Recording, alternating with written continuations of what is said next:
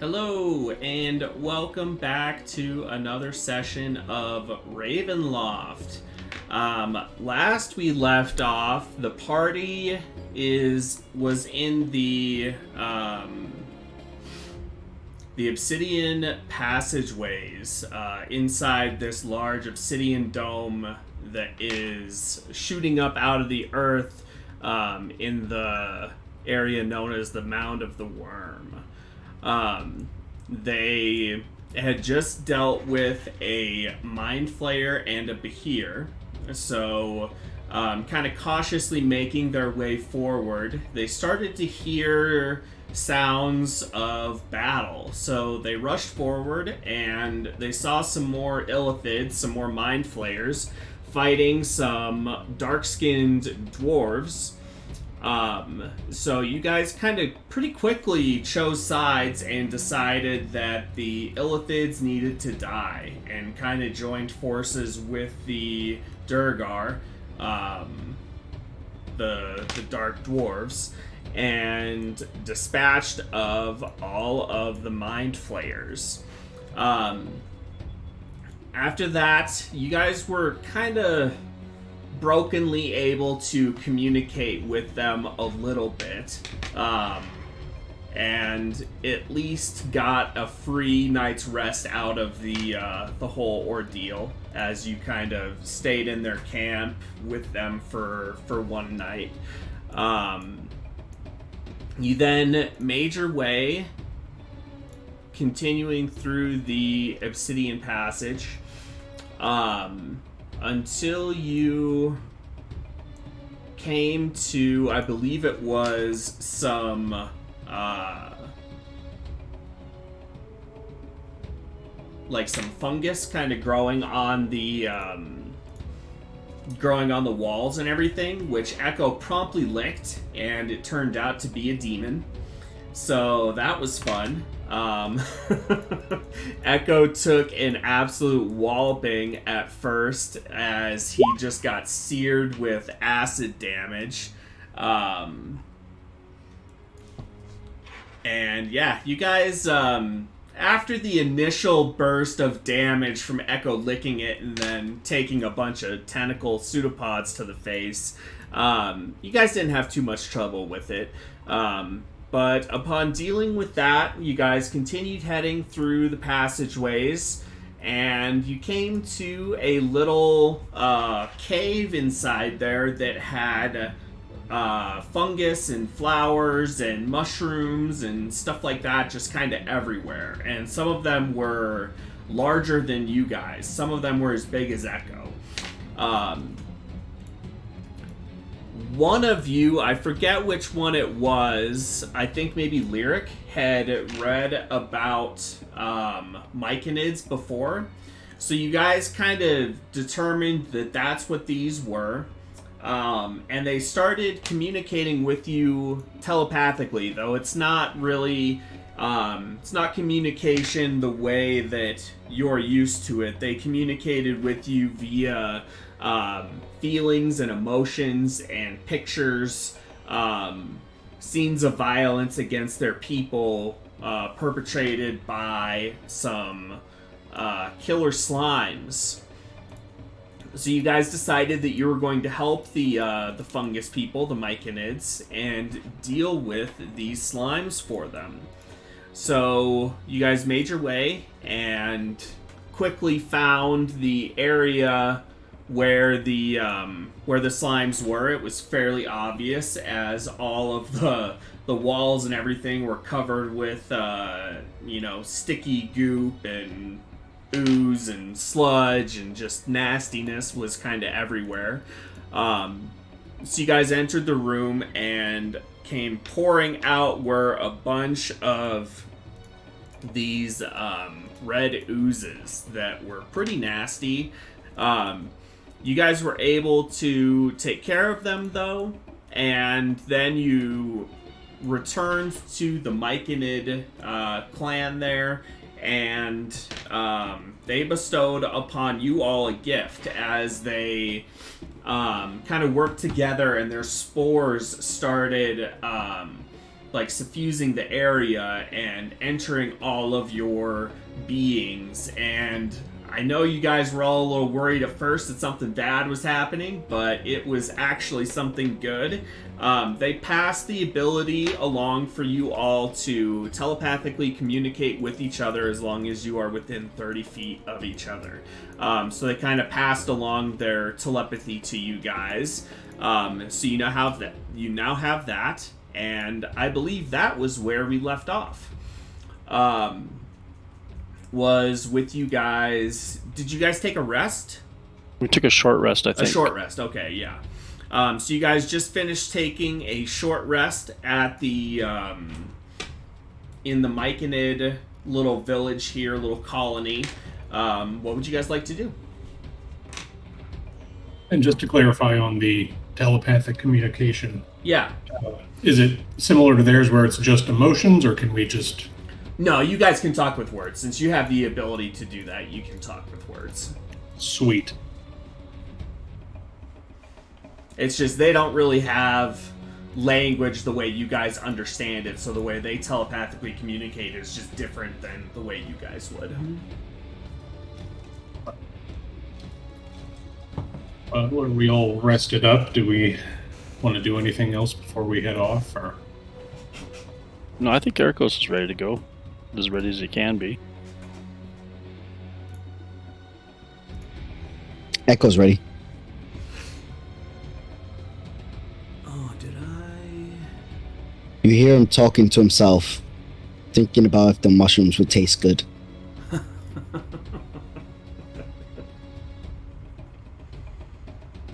You would think his recent actions would curb his appetite for at least an hour. To be fair, it's not ooze on the wall. That's fair. That's totally fair. And some people actually eat mushrooms. Most people don't eat ooze. Oz will lightly scold Echo. Just let's not eat them, please. You see him panic a little because he forgot that everybody can hear his thoughts. You can so you can turn the telepathy off. You don't when you're within 30 feet, it's not like everybody can hear your thoughts. You can turn them off. But if you want to play you're forgetting to do that, that's totally cool too. I just wanted to make sure you know that you can do that. Yeah, Echo doesn't know how to work that. Okay. All right, so God. Everybody is now listening to Echo's thoughts as he is seemingly unable to turn off his telepathy. So you guys have that to look forward to for a little bit here.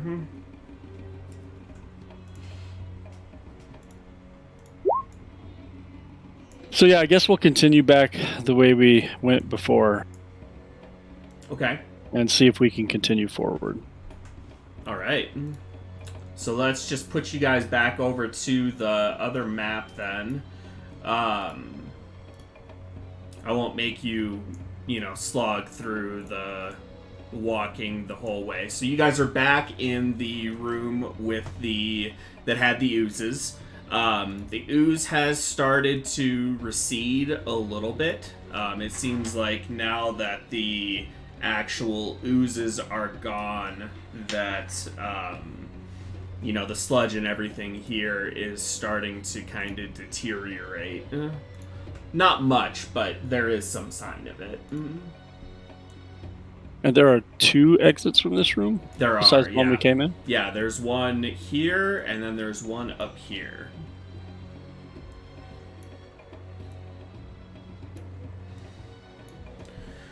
Ericos would like to just look down this one. Okay. And then, do his fake detect evil thing. Okay. This one turns out to be just kind of a long hallway heading down, and then it looks like it curves back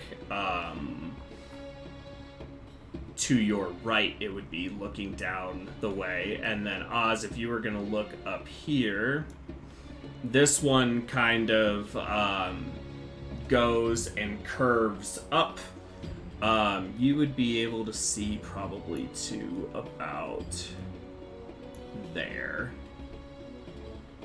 with the curves and everything. So it looks like that one kind of just goes and curves up to your left. We're kind of going in opposite directions. Do we have a preference, or just want to leave it to the old left or right? Yeah, I don't feel anything different between one way or the other, so we should probably stick with left. Sounds good. So which one's technically left? This one. Okay. The south one. All right. All right, so you guys head down the south passageway.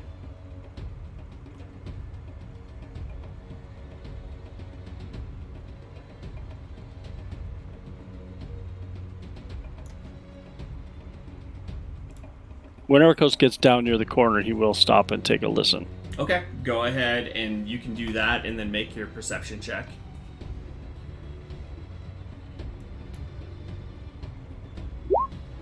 Okay. You do hear some low chittering, I guess would be the way to describe it.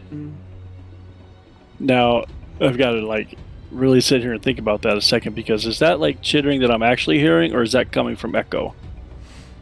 Can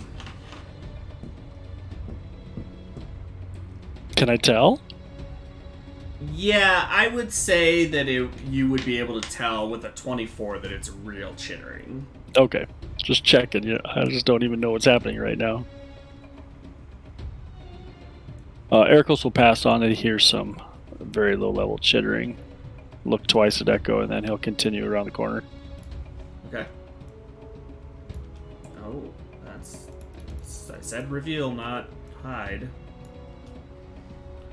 Okay, so this passageway kind of runs up to your right and then continues going up. You notice that you are at a decline as well. It is starting to go down now. Okay. And when you get to about there, as soon as Oz comes around the corner, he'd be able to see that it looks like it opens up here. And Oz will just think that to the group. The entire time they've been walking down this, Oz will have been trying to mentally coach Echo and how to close it off. Okay.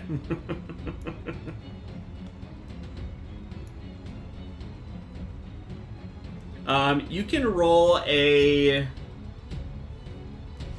God, what kind of check or roll would that even be to help him with that?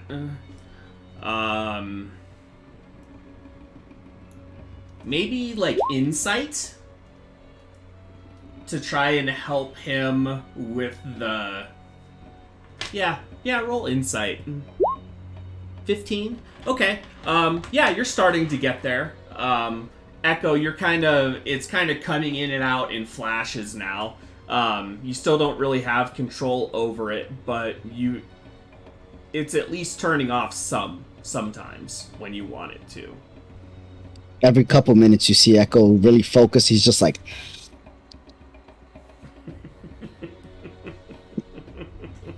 And then again, Echo, you don't have to physically do anything to rein it in. It's all in your head. Don't have to hold your breath. Concentrating. Say, is that the same face we see him make every morning? Yes. Nice. That is his poop face, for sure.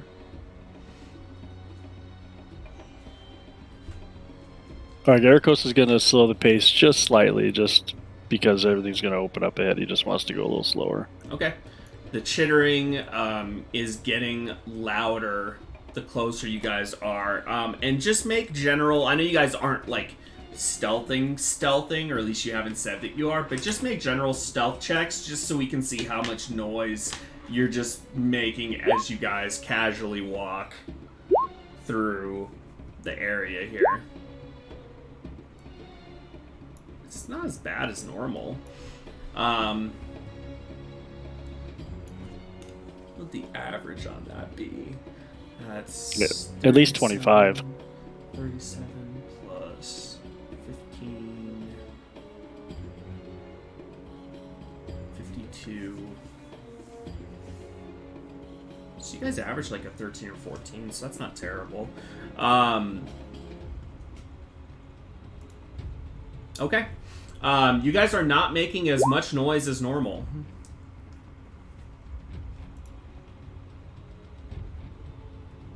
Continuing on. Okay. It continues to open up. And from there, you would be able to see the back of a... Would you be able to see it from there? No, not quite yet. No. Can't quite see the creature yet. I opened it up a little too much, but we'll go with it. Yeah, I'd probably go to the close to the entrance of the room before I totally stopped anyway. Okay. So heading there, you can see across the this is a large cavern, and there are glowing crystals and rock, like spiky rock formations, kind of everywhere throughout this room. And you are looking at the back of a creature that looks like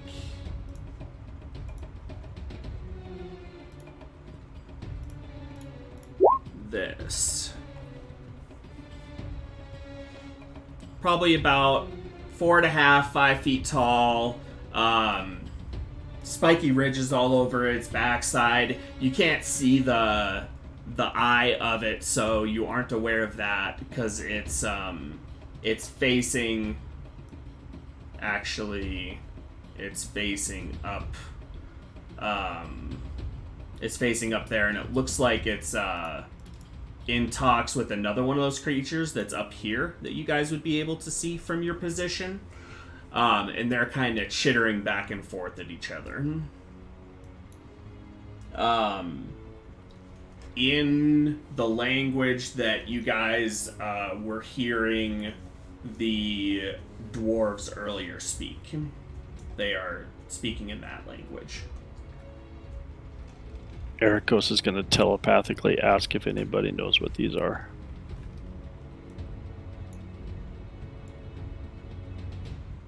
Do I know what they are? This would be an Arcana check to know what these are. 25. Yes, you see the one eye of the far one, and immediately you're like, oh, I know what this is. This is a Nothic. Nothics are cursed arcanists.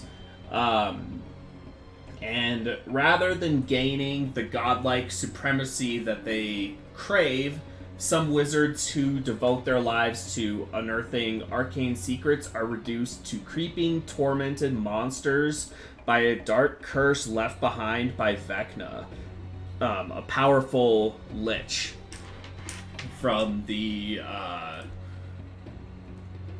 from a long time ago.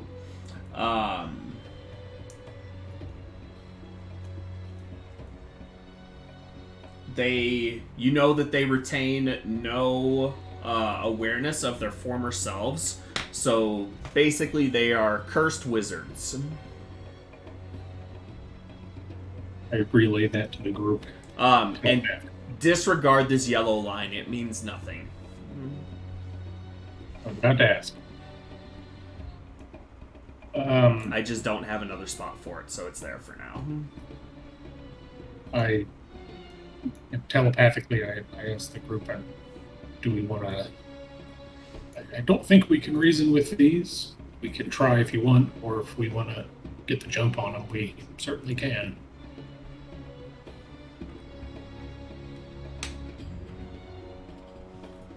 You would know that Nothics aren't terribly powerful. They're not something that would scare Oz at all. Even if you were, like, by yourself, 2 of them wouldn't scare you.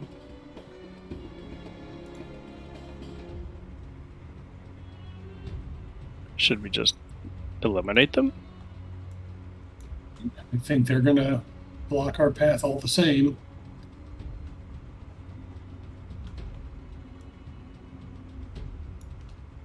Trying to figure out exactly what you guys can see here. They typically, tend to not be the nicest of things, so. And they Shall we relatively easy. coordinate a ranged attack on this first one and see if we can bring it down right away? Sure. Lyric, what do you think? If they're going to be hostile, we have the jump on them now. You don't necessarily know if they would be hostile towards you guys. You know that they typically they lurk in magical places with magical energy, and they can sometimes be like minions to things with powerful magic, or things with powerful magical artifacts, or things of that nature. So, Gotcha. Yeah, I would caution that, there might be something a little more powerful nearby if they're just hanging around in at least a small group. So in our interest to just eliminate them quickly to be ready for the next? Yeah, that seems all the more reason to dispatch them. If we keep moving, we'll attract their attention and whatever they're with. I think we're lucky right now. But what if they want to follow us?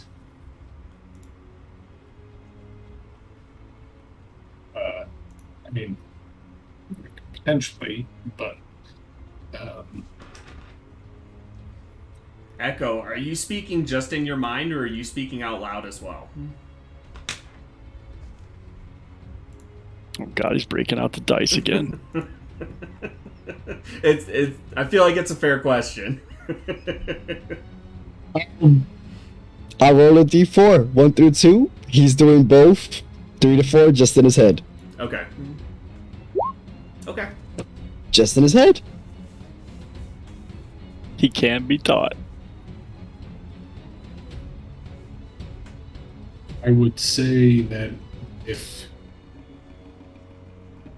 the chances of them wanting to follow me are slimmer than wanting to eliminate us. So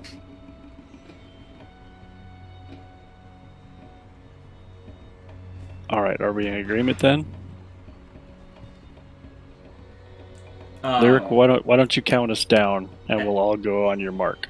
As you guys are kind of, conversing, it looks like their conversation ends, and the farthest one moves out of your sight, up into the cavern a little more, and this one begins to walk this way.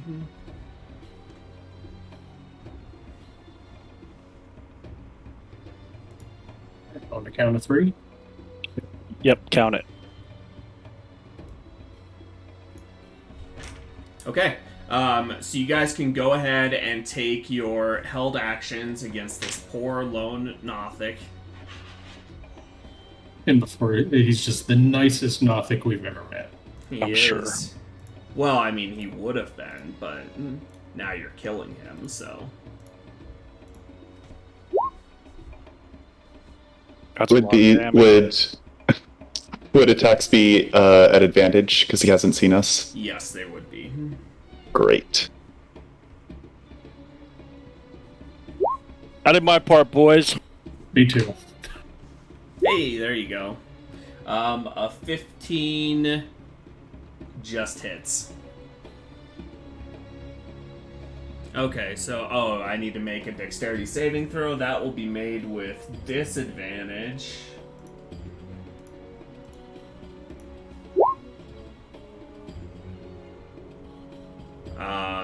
Shit, he got a 17 with disadvantage. So, no sacred flame. Roger. But that's 27 points of damage.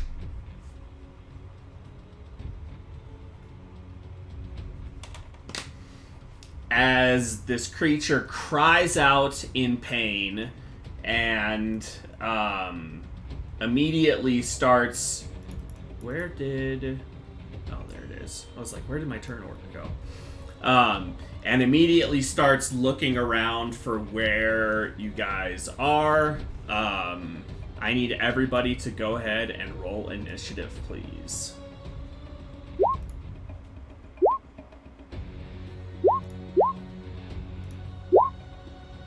Just once. Just That's once. about normal. There you go, Ericos. That's It's that's fucking typical. exhausting, man. Jesus. You know Well, how I apparently- panic. Apparently, I didn't have my token selected, but I got a 25. Okay, I'll add you. Thanks. Yep. No worries. You just made a monster sandwich on the turn order with a lot of bread on the bottom. That's all.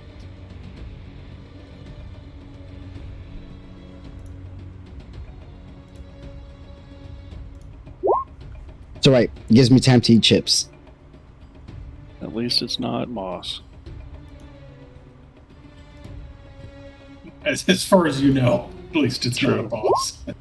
I swear to Bob, my initiative rolls are so bad. I'm about ready to sacrifice a goat in real life. All right, Lyric, you are up.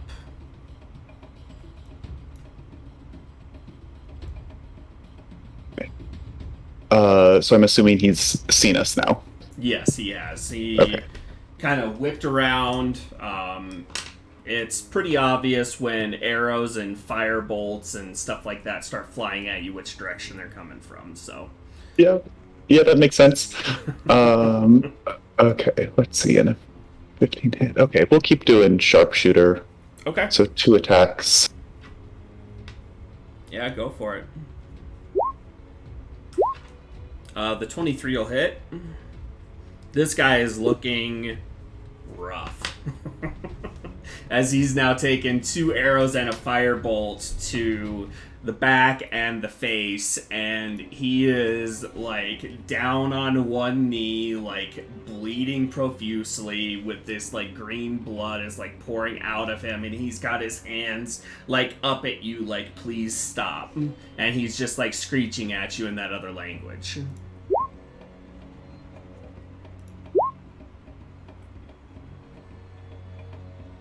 Don't worry about what that token after lyrics is.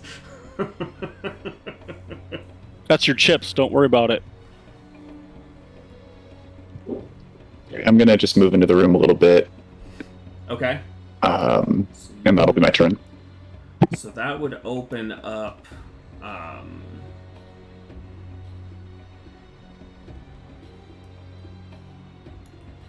The room is dimly lit because of all of these crystals and everything, so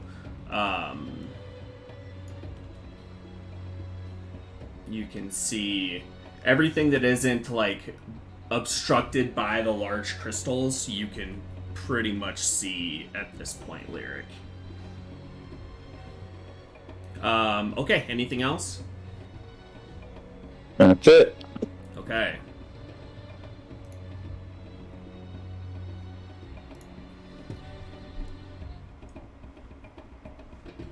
You all hear a voice in your head, in your mind, and it rumbles out. Who dares attack my minions? You will pay. And floating out from the corner of the room is a monstrosity. It's got one large central eye, a large mouth with sharp, jagged teeth, and then these eye stalks that, come off of the central body, and it's just kind of floating and hovering there.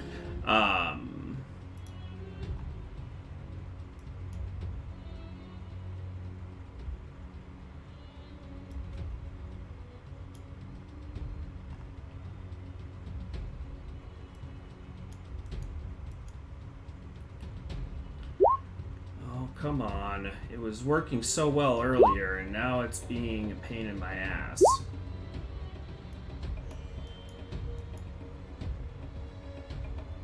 Why is it not letting me...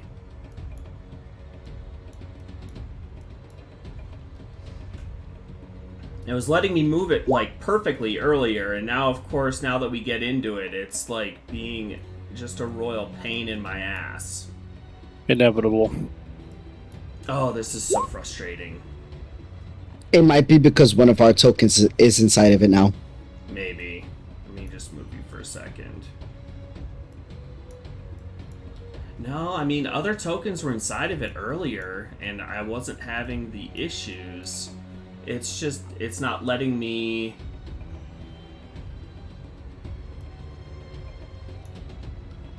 It's not letting me move it.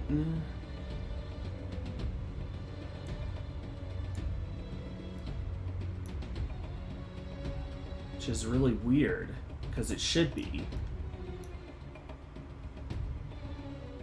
Oh, there we go. I'll just have to drag the Nothic with it and put it back.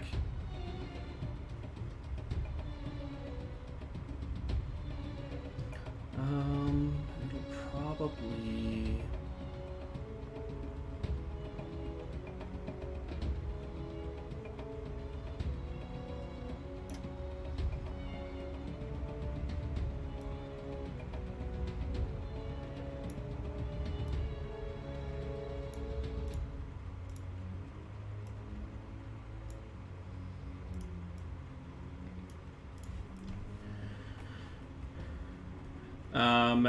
It moves to there, and its eye stalks are kind of all floating around, and it fixates on Lyric because he came around the corner, and some things happen. A ray of grayish purple energy shoots out of one of the eye stalks. I need you to make a dexterity saving throw, Lyric.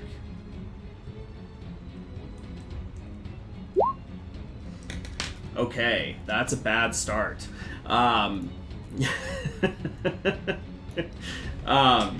You are restrained, and you look down at your arm, and it's beginning to turn a little gray. And your body is starting to lock up and become rigid.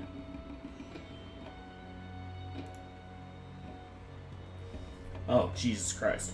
Okay, I need another dexterity saving throw, please.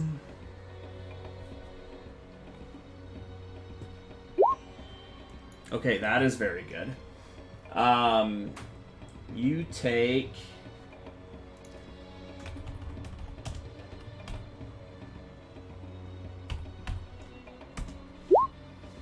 You take 18 points of force damage as a large, just grayish force of energy shoots out of another one of the eye stalks and just crashes into you.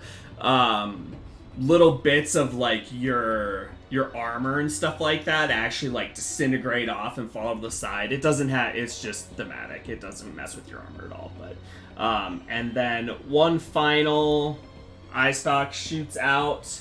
I need you to make a strength saving throw. Okay.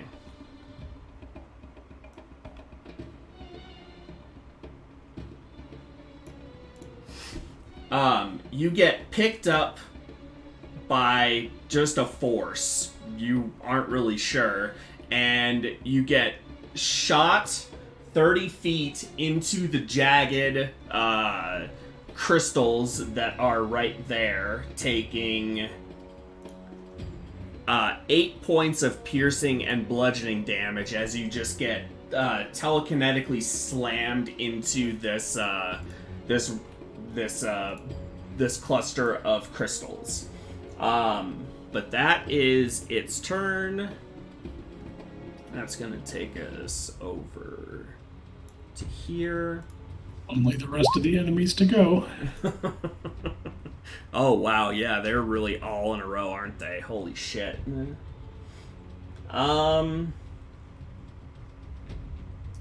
Oz. Constitution saving throw, please. Okay, you are okay.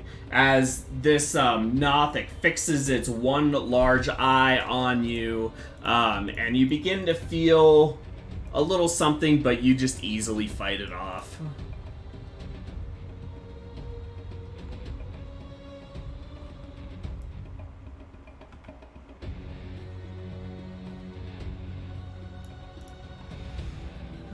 Who can this one see? Ericos is kind of around the corner. Oz, Constitution saving throw. Ooh, failed by 1. You take 7 points of necrotic damage as this rotting gaze kind of fixes its eye on you from this Nothic, and yeah, you do not feel good from that. Okay. Floating around from behind another one of the crystals is, oh, and here I'll send you the picture of the main guy. That is the big thing that you're fighting, and then what just came out looks like this. It is much smaller, but a little similar to the big one, with one large central eye and then some smaller eye stalks. It's not nearly as big, and it doesn't have nearly as many eye stalks. So, but it comes around and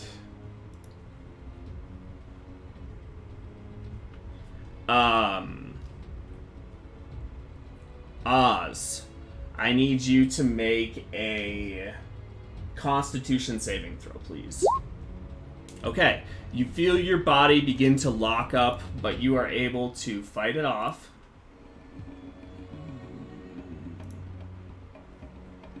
And then I need another Constitution saving throw. Lots of con saves for you. Oh, you failed by 1 again.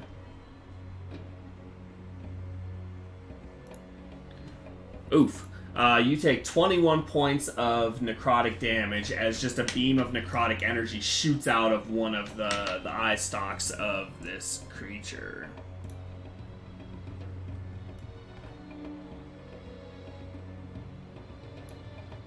This one goes to there. I would say,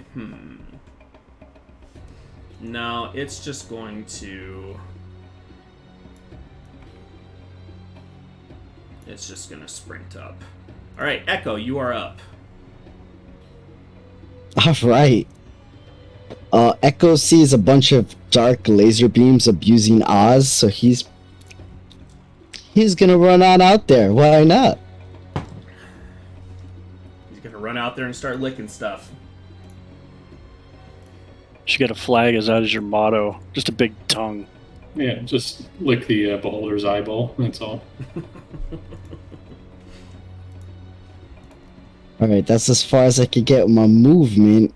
Oh man. This is gonna be bad.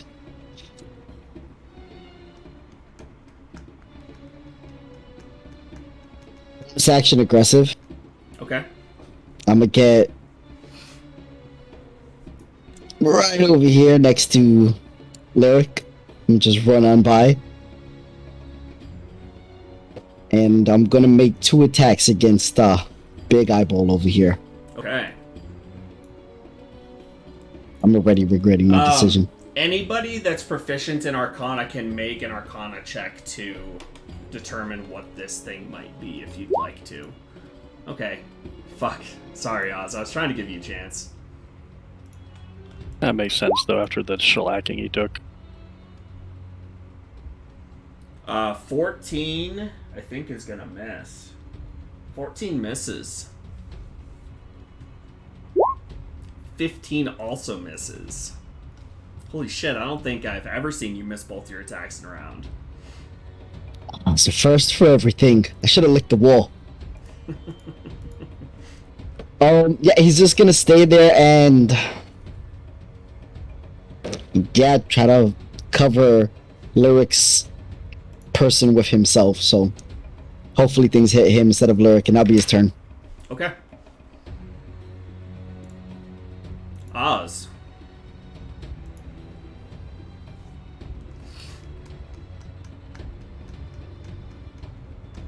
I'm going to peek around the corner. And I'm going to use Vitriolic Sphere. Okay. I'm going to cast it at a 5th level. Let me see if it goes off first. But thank the Lord. I'm going to spend a sorcery point to change the damage from acid to fire. Okay. So, Fire Sphere. Yep, I'm going to cast it in such a way where I can hit the Beholder and the Nothic without hitting Echo or Derek. Yeah, you can do that. The beholder's big enough that you're able to kind of section it off that way. So it is a DC 17 Dexterity saving. Gotcha.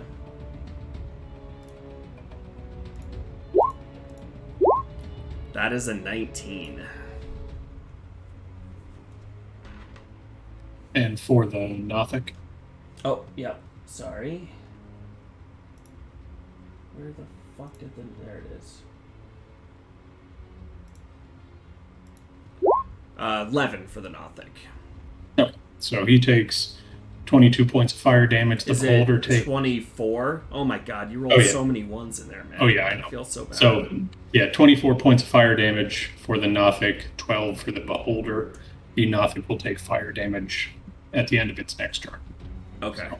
So 12 for the beholder. Okay.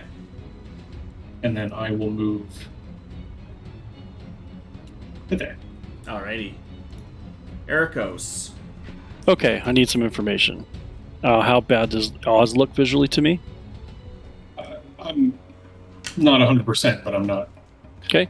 And Lyric, the shit that affected him, can I tell what that was? Petrification, paralysis, any idea? You were As a around the client? corner when it hit Okay. him, so... I thought so too. I just wanted to ask. In that case, I really only have one option. Oh, well, my next question is, if I pop around the corner, Mm-hmm. I want to pop around to there. I want to evaluate very quickly if this spot gives me any cover at the end of the turn if I move there. It might. Okay. I'm going to go here and cast Banish on the big fat fucker in front of me. I The just don't beholder? have a whole lot of ideas. Yeah. Okay. It's a charisma saving throw. DC 17.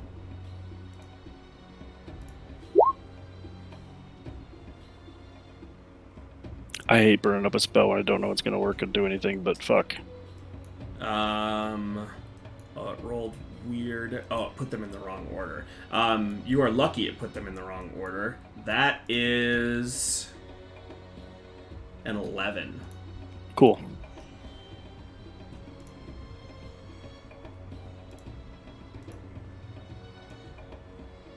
Oh, you pissed him off now. We're definitely gonna die. Oh, yeah. I mean, yeah, there's no question now. So let me see how He much has more a I can really do. high plus to his charisma save, too. I rolled really Oh, bad. yeah, I didn't even know. I was like, Jesus Christ, this is such a gamble. So since he disappeared, I'm going to go ahead and move up and not take cover. Okay. And I would go to there. And that'll be my turn. Okay. Lyric. I need you. Let me see. Go ahead and take your turn. I'll tell you. You're restrained.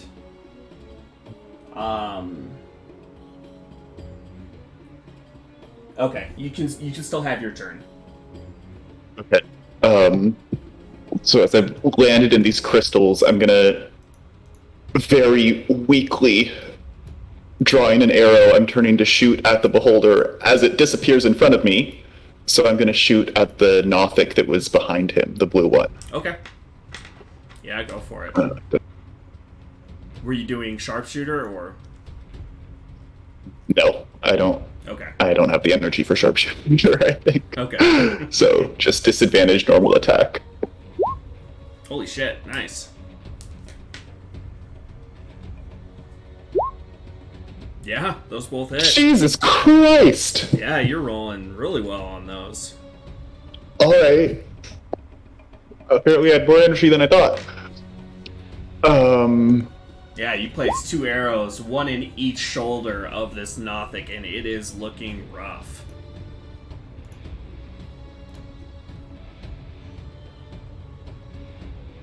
Yeah, I don't have any bonus action that's going to help me right now, so that's it. Say. Okay. I need one more dexterity saving throw. I gotta make a roll too, Luke. I forgot. Okay. Oh, thank God. Oh, I had it all queued up. I forgot to hit enter. Yeah, that would have been bad. That would have been I got a bad. little queasy when I saw it still sitting there and realized I'd forgotten to hit it. Let's see, where go? I just have restrained up. I think I have disadvantage from restrained on dex saves. Is that... Oh, shit, you do. Fuck. Yeah. Okay. I think that's a thing of the restraint, because you have it. I wouldn't normally give it to you, but you have it from the telekinesis and from the eye ray. So you have it from 2 sources. So that's the reason why I am gonna... Let me double check and make sure. Restrained... Yep, disadvantage on dex saving throws. If it was just from the effect that's turning you to stone, I would say no disadvantage, but since you have that... double restrained. Since you're double restrained, it is going to take effect. Okay. Just roll really well. Let's keep it up. Yep. Oh, fuck. Fuck. Okay. Lyric turns to stone in front of all of you, except for Oz. Oz does not see it. But, Echo and, Ericos, do you have any, last words as you go to turn to stone, Lyric?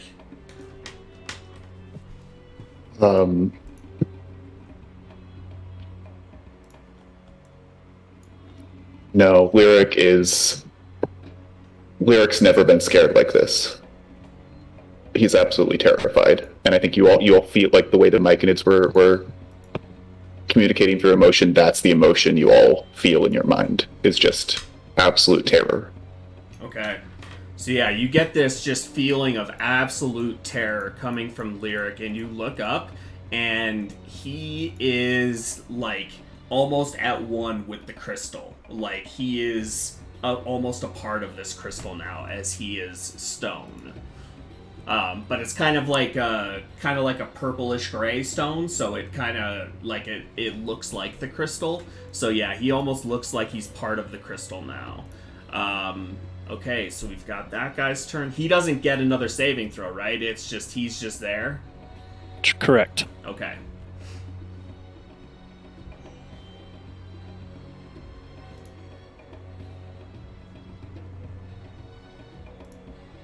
All right. Well, then we are going to...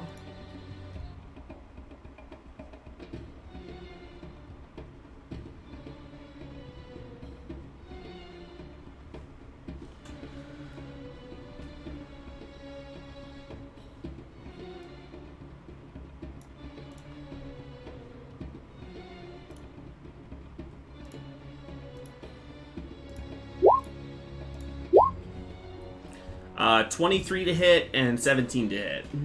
The 23 will hit. Okay, so that is 8 slashing damage. And I need a Constitution saving throw for concentration.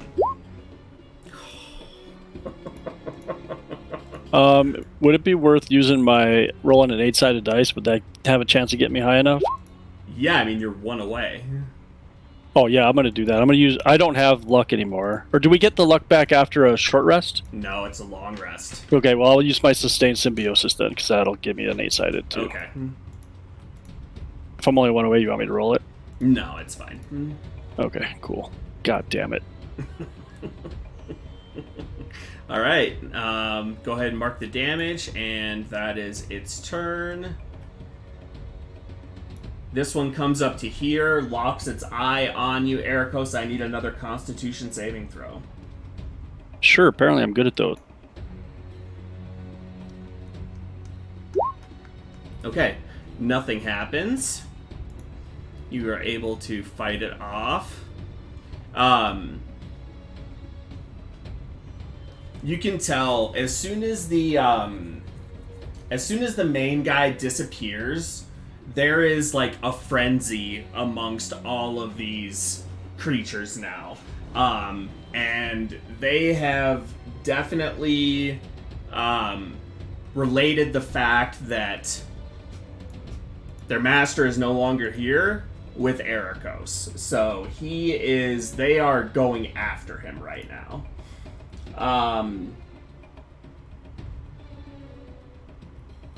Oh, wait. Let me make sure I didn't mess something up. Okay, no, it doesn't have that. Alright, so you are going to get some eye rays now. I need another Constitution saving throw. Okay, so you're going to take half damage. You take 10 points of necrotic damage as a eye ray just shoots out and kind of hits you on the shoulder and then glances off. So I need another Constitution saving throw. Okay, you're good. Banishment is still up. You're taking years off my life. Yeah, I bet.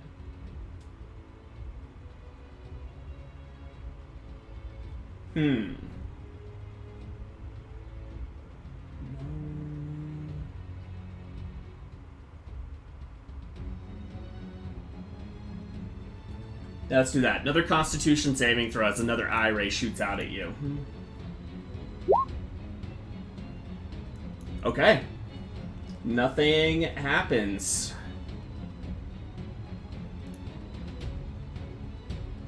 That is the spectator's turn. So this Nothic is going to rush up, and it is just like, these Nothics are just like screaming now at this like high-pitched frenzy, and they are just going crazy.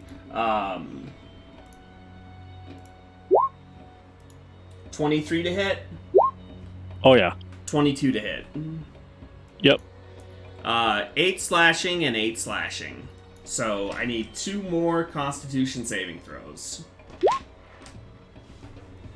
I got nothing to help that one. Okay. It takes 14 fire damage at the end of its turn. Gotcha. It dies. That is exactly what it had left. So it goes crazy on on Ericos, and then drops dead, just burning alive. But its master is back. You burned 1 turn, which is good. Sure. Let's go with that. Echo. Oh, watching Lyric turn to stone is gonna... Echo's gonna look at all the things attacking Arcos. He's gonna say, "No more lost friends." He's gonna cast Sanctuary on Arcos. Okay.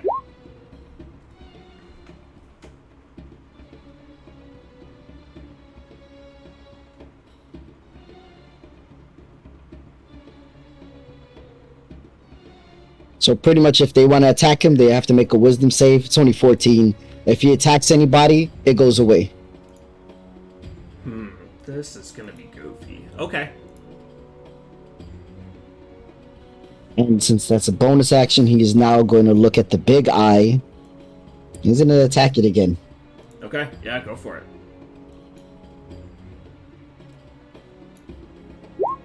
Oh my god, what is happening, Echo? That's a miss. That'll hit. I'm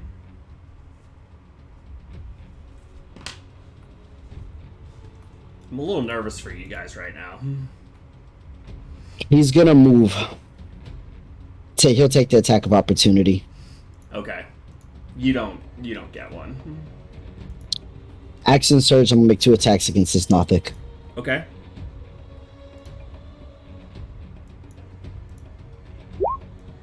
That'll hit, and that is exactly how much HP that one has left. So that one is no longer.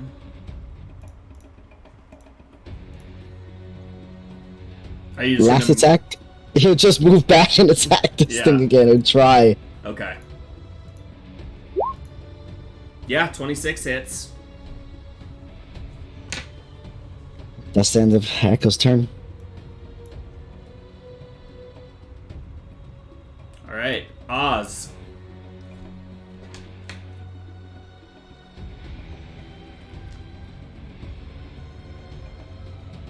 Okay. I'm going to use a feature I hardly ever use, but I probably should use it more. I'm going to move to... Would I be able to peek my head around to see the beholder from right there? Or should I move out one? I think probably one more square out, and you'll be able to... I'm going to use my action and spend 3 sorcery points to use my Hound of Ill Omen. Okay.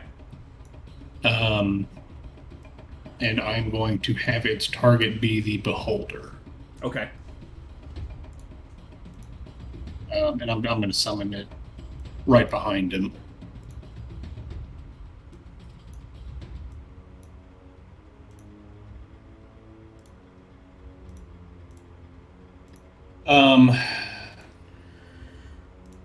And I will need to roll initiative for it.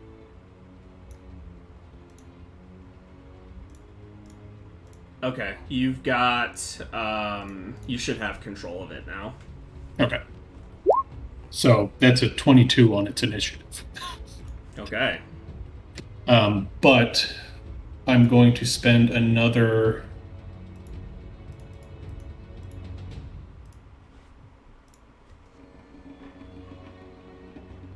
Okay, there it is. I'm going to spend another 2 sorcery points to cast blindness on the beholder. And since my hound is within range, he has disadvantage on the Constitution saving throw. Gotcha.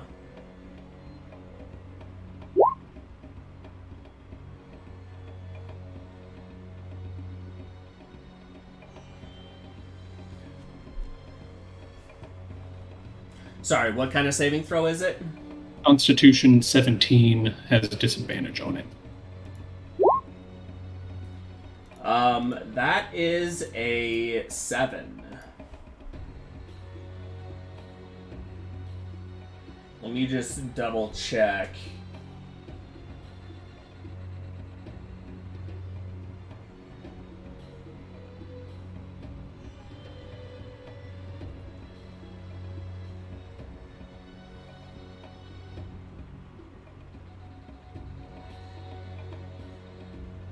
Okay. Yeah, the middle eye of the beholder goes cloudy white. Okay. And that'll be my turn. It can make a save at the end of each of its turns. Gotcha. Okay. Ericos. Okay, the first question I need to ask is, in my medical knowledge, do I know what the consequences are to somebody being petrified? Like, do they need to be cured right away, or can it wait? Would I have that knowledge? Go ahead and make a medicine check. You know that if somebody was petrified and left completely alone, and then cured 100 years later, they would be completely fine. It would be like they were only asleep for an hour. But he is stone, and that presents some problems. Potentially. Because stone can break. Right. So, while petrification itself doesn't, pose any long-term issues or anything like that, The side effects can. yeah, there are other things that could happen that could be bad. So, Okay. it just depends. All that shit flashes through Ericos' brain in a split second as he decides what to do, and he is going to go over to Lyric and cast Greater Restoration. Okay.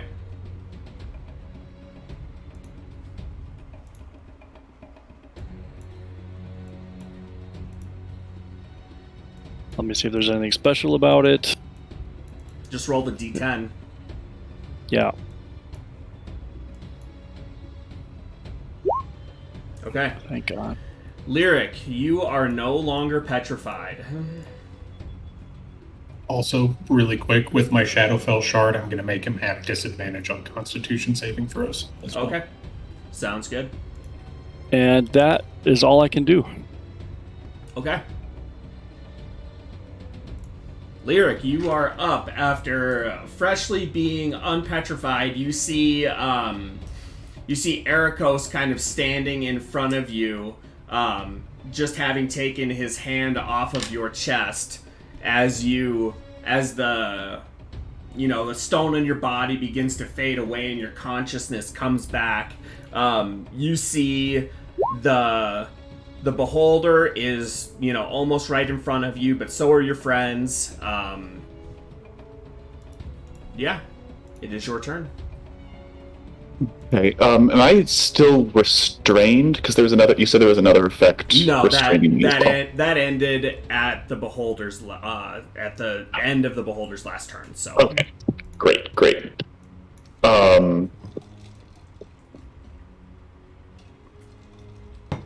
I'll look up at Ericos.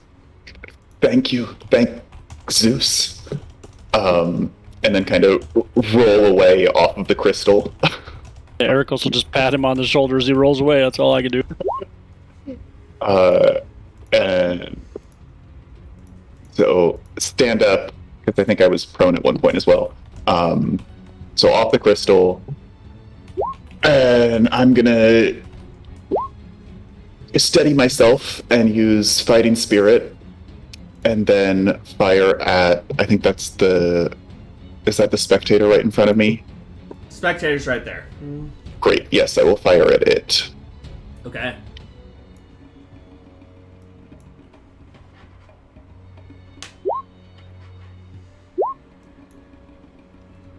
Yeah, those both hit.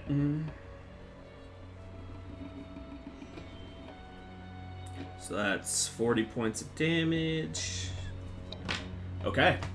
Yeah, this thing is looking wounded as you just slice it up good with 2 arrows. They just puncture right into the fleshy body of this thing, kind of with a wet thud. Fantastic. And that's my full turn then. Okay. Alright, now we've got the Hound of Ill Omen. It is going to bite the beholder, and since there's an ally within 5 feet, it gets advantage. Cool. Attack tactics. So that's a +5, so a 24. That'll hit. What kind of damage does this thing do? Is it just regular direwolf damage, or? Yep, just regular direwolf damage. Okay. 12, 12, nice. 12 piercing. And that's its turn, so. Alright, that is going to bring us to the beholder.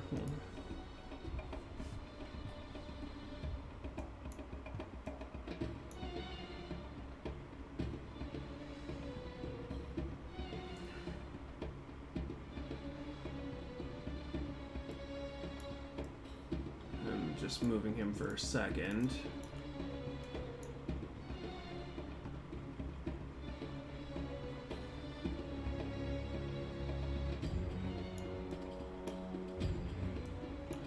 Well, now, why is it being stupid again?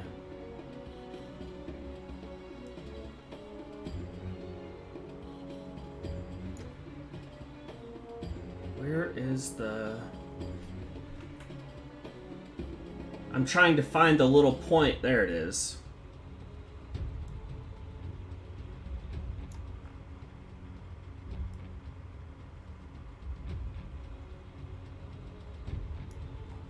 I feel we're on a crazy game at the fair.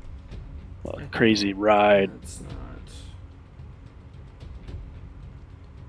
There's like one little point on here where you can move the thing, and it's very small and hard to see.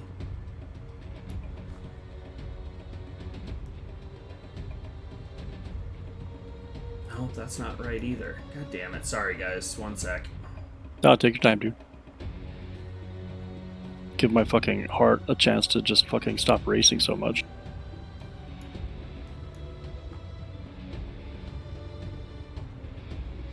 Oh, come on. I'm gonna punch all this stuff right in its face.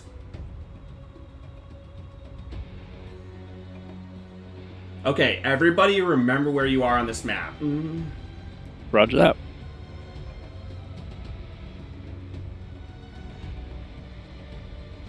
Oh my god.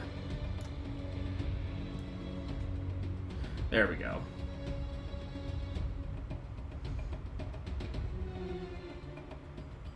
It's just not going to be able to get you.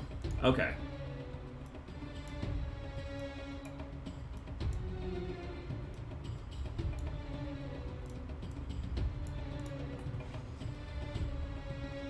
I think it was actually right there, but we'll call it...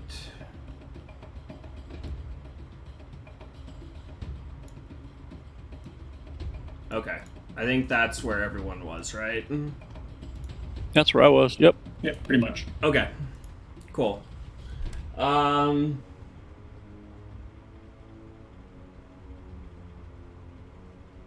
This is so weird. Okay, so... Sorry, I've got a lot of stuff that... So, with Sanctuary, it says... Until the spell ends, any creature who targets the warded creature with an attack or a harmful spell must first make a wisdom saving throw. Eye rays are technically neither. At least from what I can see, eye rays are technically neither of those things. It's not an attack because you don't have to roll, and it's not a spell. They are magical, but it's not a spell. And it specifically says spell. So Yeah, that was mostly for the Nothics because I figured it probably wouldn't work on them. Okay. Yeah. So it's not going to work on the eye rays, unfortunately. But I am going to roll something to see if the targeting is right with the main eye being blinded. It still has, sight from its other little eyes, but it's going to mess with its targeting a little bit, not having its big central eye, because that's mostly what it sees from. So let me roll something real quick to see if these go off. Okay. 2 of them go off, the third one does not. So it saves 1 eye ray from going off at least. So the one that got saved was actually Lyric. So we're going to do an eye ray on Echo and 1 on Ericos. So, first on Ericos. Sorry, first on Echo. I need a Constitution saving throw. Oh, fuck. Alright, Echo, you are paralyzed for 1 minute. You can remake the saving throw at the end of each of your turns. And then Ericos, you guys are rolling so bad, you guys. Come on. You gotta do something here. I'm about to start cheating. All right, I need a con save from you two, Ericos. 15. That fails by 1.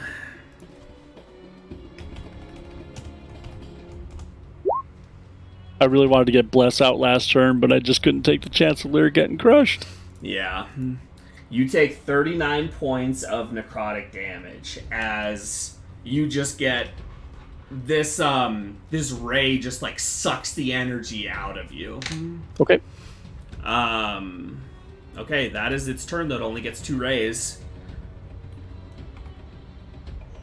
This guy's gonna come up and is gonna make 2 attacks against Lyric. Oh, the beholder can make its constitution save with disadvantage for blindness. Oh, gotcha. Let me do that real quick. 11.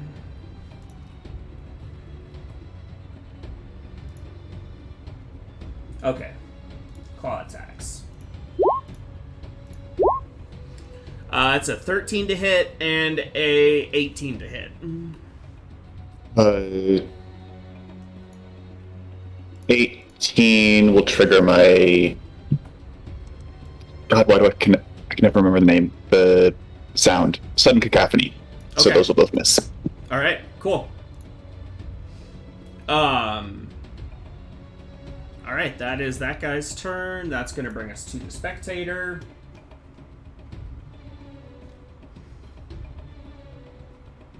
Who is going to target? Let's roll for it.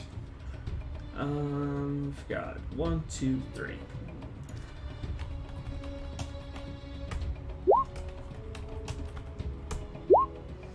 Okay, Ericos and Echo.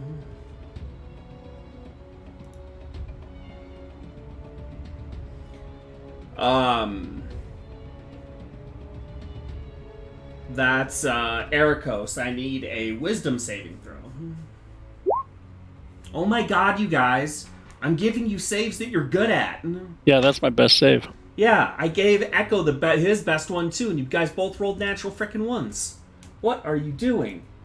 Nothing. Okay, so you are frightened for 1 minute, and you can repeat the saving throw at the end of each of your turns. With disadvantage if the spectator is visible to you. Okay. At least your turns are next. Yep, and then let's do a... Okay, I'm not gonna do that one. No, we'll just do... Echo, make another Constitution saving throw.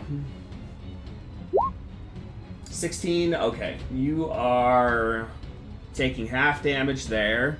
So you take 7 points of necrotic damage as a necrotic eye ray, wounding ray shoots out at you, but you're able to shake off most of the effect of it. And it is now your turn. You are paralyzed, so... I'm gonna use I don't think 15 is gonna make it, so I'm gonna use my Dark One's luck. Okay. Well, you don't have to roll then because the DC is 16. Alright, no longer paralyzed. Alright, but that is your turn. That's going to take us to Oz. Well, seeing that he is blind currently, I'm going to get some, at least try to get something in between myself and the eye beams. So, to move from right here. You have no idea about the anti-magic comb, by the way. Yeah. Yes, I would assume so. Okay. Because I've got a natural 1 on my Arcana check on Yeah. figuring out what this is. So, yeah, but seeing that the eye stalks don't look like it's big eye, I want to get away from those.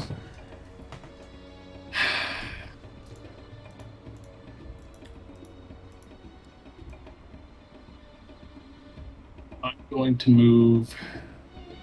Yeah, no. I'm going to stay where I am. And I'm going to pull a star off of the robe Okay.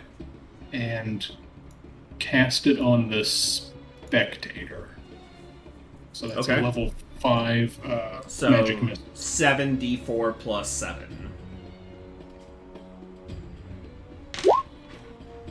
26. The spectator is not looking good. And that's... Yeah, that's going to be the end of my turn.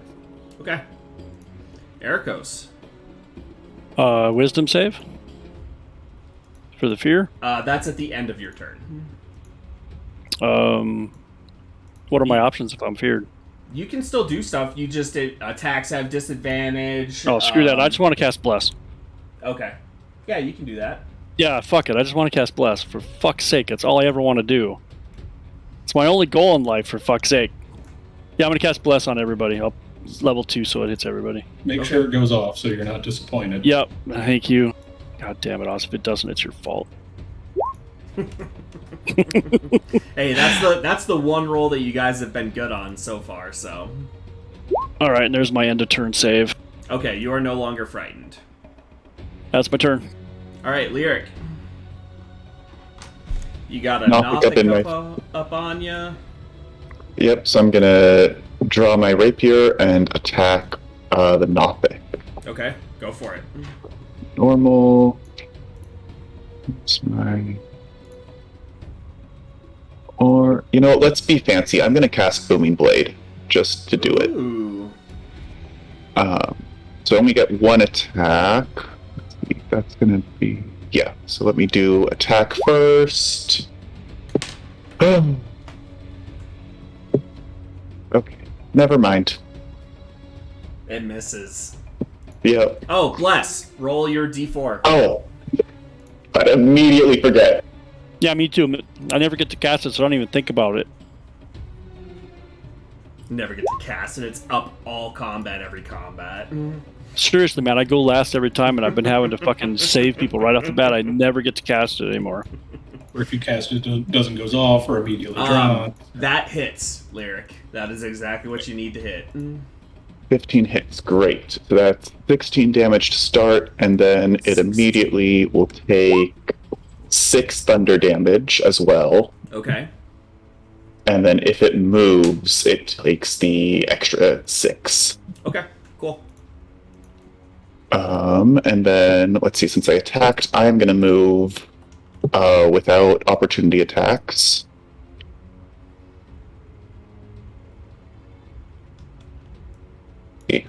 I just want to get away, so I'm just going to run up my full movement. Want to get away?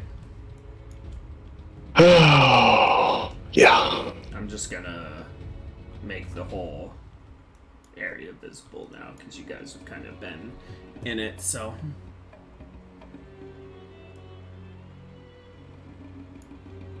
That's my full turn.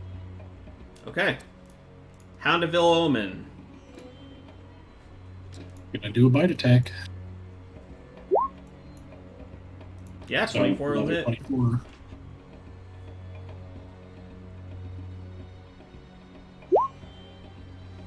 Nope, 9 piercing damage.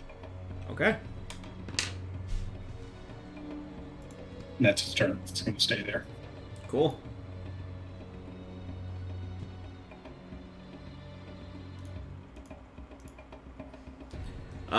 All 3 of the eye rays go off this turn.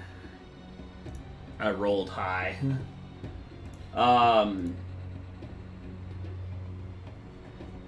Okay. It is going to leave the anti-magic cone there since it can't see. It does not know that you moved. Well, since it can barely see. Yeah, so it is going to do eye rays at the other 3, everyone other than Oz.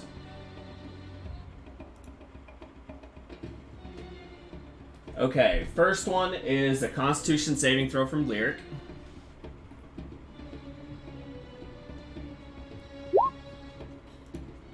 Okay, Bless saves you. Fucking Bless, man.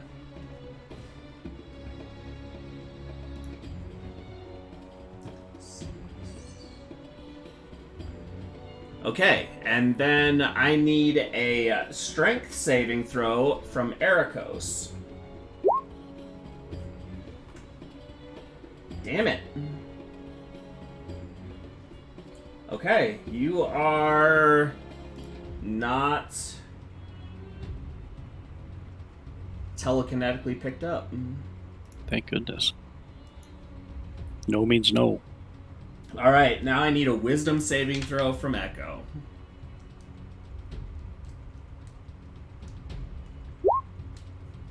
Echo, you fall asleep.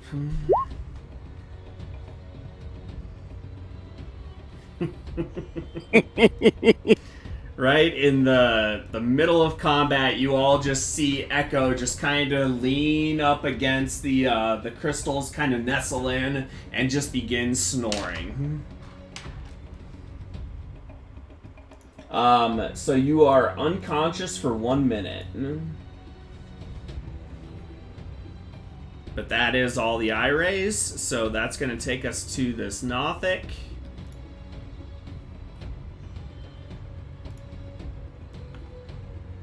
It can't get to you, but it can get to us, so it takes 6 more damage. For moving, Lyric? Yeah, 6 thunder. Okay, cool.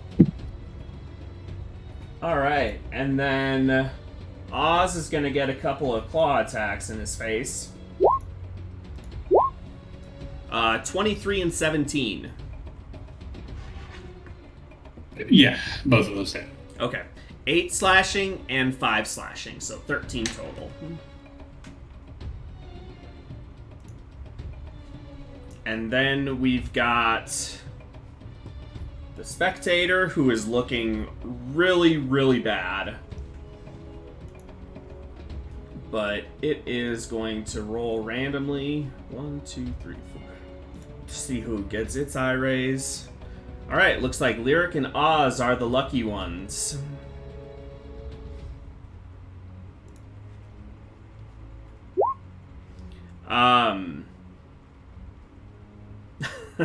Echo. Lyric, I need a wisdom saving throw. Okay. You are not confused. Oz, I need a Constitution saving throw. Alright, you are okay. You are not paralyzed. But that's going to take us to Echo, who is sleeping, so that's going to take us to Oz.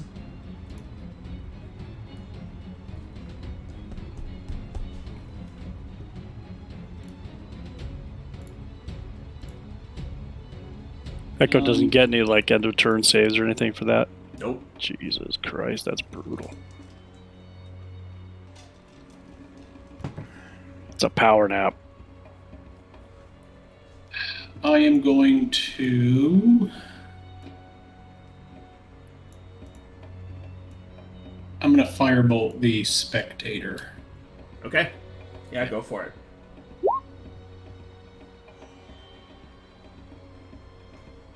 Oh, the Spectator dies without getting to use Spell Reflection. So sad.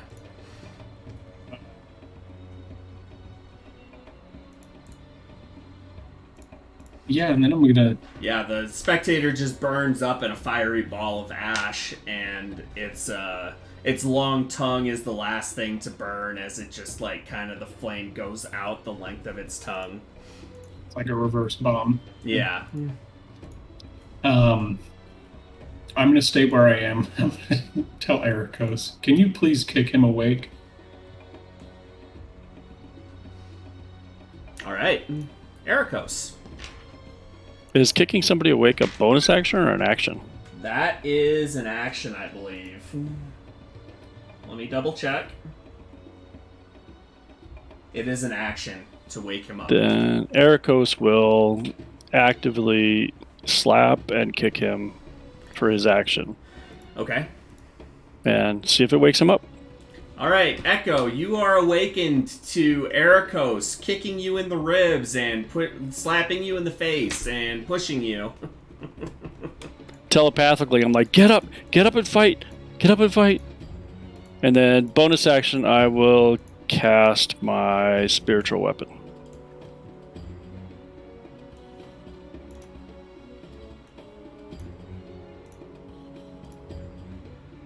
Let me find it and I'll click it. All right. You should have control over it, so put it wherever you want. Okay, I'm going to put it on this other guy down here for now. Are you attacking him with it? Yeah, that guy. Okay. So 27 will hit for 7 damage. Oh, Sanctuary drops. Okay. Yep. And that'll be Eriko's turn. Okay. Lyric.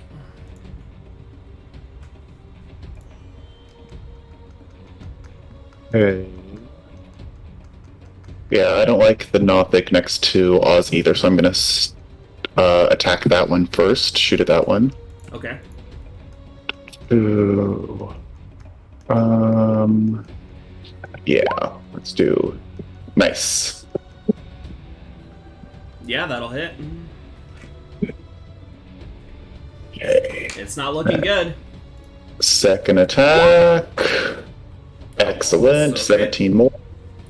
Yeah, as you just skewer this Nothic, it is no longer. Great.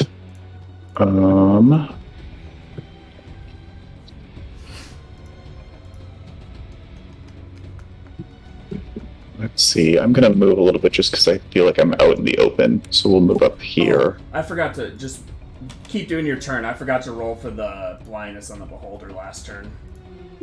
And it's just a straight roll, no disadvantage. 19. It's no longer blind. Okay.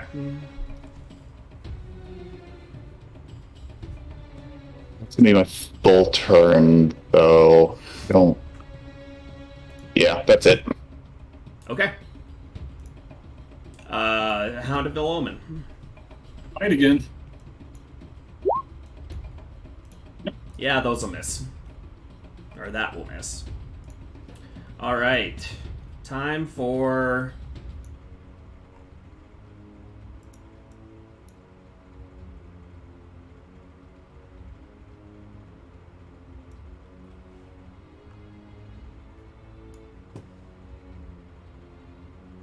It's so weird how sometimes it fucking works and sometimes it doesn't. See? Now it's not gonna work. It's so annoying.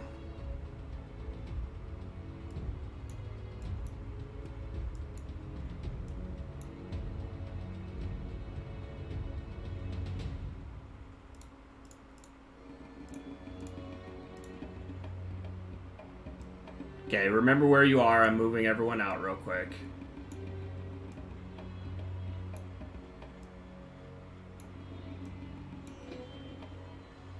Sorry, this thing is really annoying me.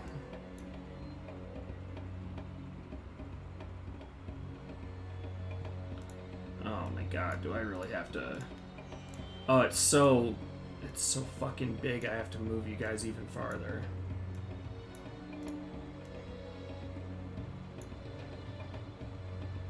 Oh, and now it's letting me move it. Okay. Finally. God, that thing is so annoying. I just wish it would let it work. Okay. So that's what it wanted to do. It wanted to get Oz inside of it, but nobody else.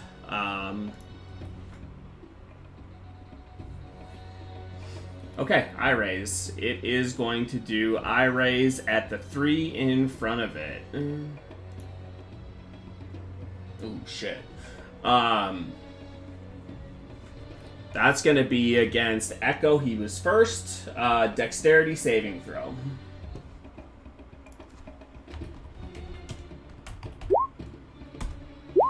You take ooh, that's a really low roll. You take 34 points of force damage as you are slightly disintegrated.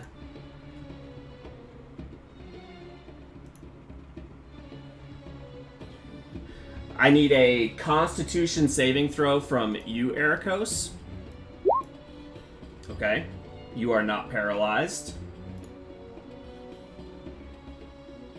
And I need a wisdom saving throw from Oz. Jesus, you guys are rolling really good saves, actually. Now.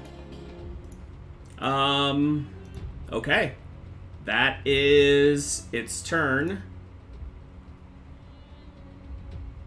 Echo. I'm gonna try to hit this fucking thing. Okay. Oh, I'm an idiot. Yeah, 20 will hit.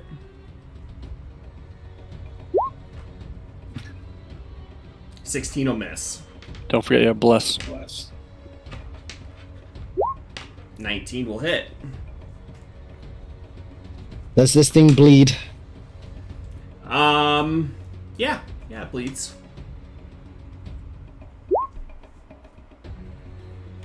Not a lot, apparently, but 18 damage total. That's my turn. alright, Oz. I am going to pull another star off the robe. Okay. Cast magic missile. Nothing happens. You go to release the star out of your hand, and the magical energy just fizzles. And you're like, what the fuck? You have no idea what, and like, this is not the normal, your spell failed because you're in Haslin. You have no idea what this is. Yeah, it's like the missile started to fire and then just petered out. Yeah, exactly. You got anything else? I guess I'm going to move and just continue my plan of putting something in between me and him. So I'll just be right there. Alrighty. Ericos. How's Echo looking? Pretty good, actually. Cool. Still in triple digits. Then Ericos is going to cast a heal on himself.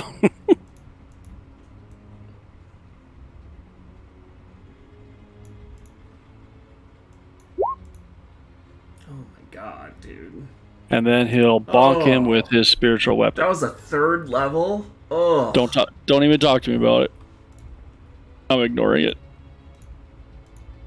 I just don't understand how so consistently your initiative and your heals are so bad. I know, it's bizarre. That's my spiritual weapon bonking. That will hit.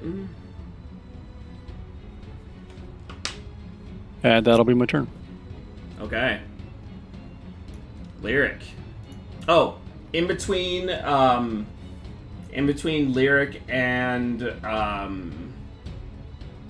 Ericos' turn, an eye ray shoots out at Echo. I need a wisdom saving throw from you, Echo. Okay, you are frightened for 1 minute. You can remake the saving throw on each of your turns, ending the effect on a success. Okay, sorry, go ahead, Lyric. Okay. Let's start with, I'm going to cast Ensnaring Strike. Okay. And then shoot at the Beholder. Okay. Tap. Excellent. Yeah, I'm going to assume that hits. Yeah. So he has to make a strength save, but he gets advantage because he's large. Okay. Sorry, 11 damage. Okay. A strength saving throw. 17. That'll save. Okay, then second attack. We'll go sharpshooter for my second attack. Okay. Oof. Nope. Alright, I'm gonna stay put, so that's my full turn. Okay. Hound of Ill Omen. Couple more bites. Ooh, there we go. That's like 3 out of 4 natural 19s with that thing. I'll take it. Yeah. I think your Hound of Ill Omen might be the heaviest damage dealer to this thing so far. 7 piercing damage. Yeah, that's its turn. Okay. And in between the Hound of Ill Omen's turn and the Beholder's turn, another eye ray shoots out. This one at Lyric. I'm just rolling everything random, by the way. The eye rays, who they're targeting, everything is random. Wisdom saving throw, Lyric. Alright, you are asleep. You just fall to the ground unconscious and are asleep. And now it is the Beholder's turn. So it sees that you are asleep, so it is going to...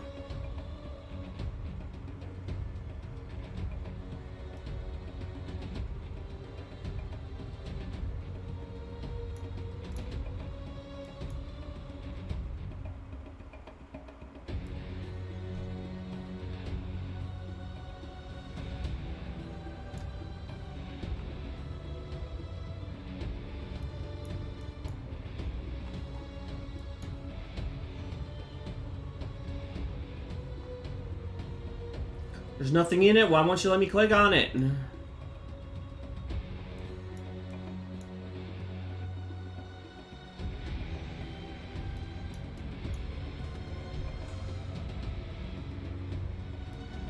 Oh my god.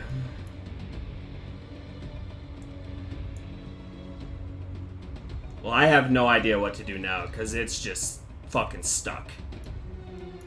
It is just not working. Oh, it's so frustrating. I couldn't figure out another good way to do its icon though, other than just a thing. Should have worked. It's actually going to, the icon is going to be up this way. So it's going to get Lyric, but nobody else. So I think that it'll probably... Is your Hound of Ill Omen magical? I'm guessing. I mean... I know it's long, but I'll just link it. I magically summon a Hound of Ill Omen.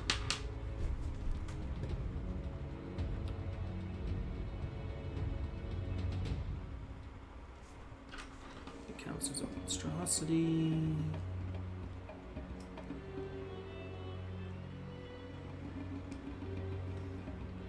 Oh, this is tough. Let me,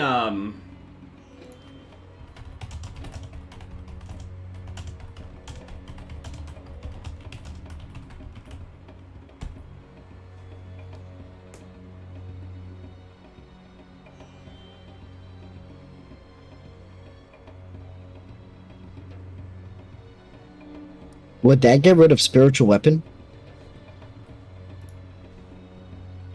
Oh shit! Yeah, I think it would. It would definitely Yeah, get rid I'm- of spiritual weapon. I Yeah, was just spiritual assuming weapon that is was going to gonna go go. by. I'm going to say the Hound of Ill Omen is going to stay. From everything I can see, it looks like it stays. Like you wouldn't be able to summon it inside the cone, but since it's already there, it's just there. So,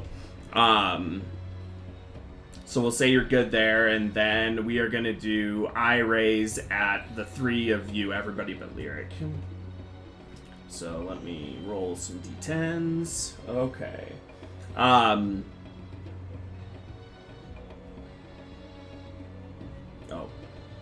D10. There we go. Echo, I need a Constitution saving throw.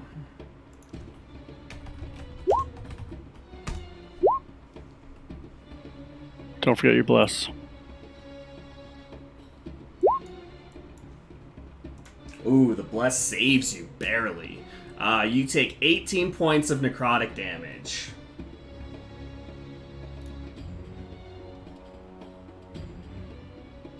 Oh, haven't seen this one yet. Okay, Oz. I need a wisdom saving throw.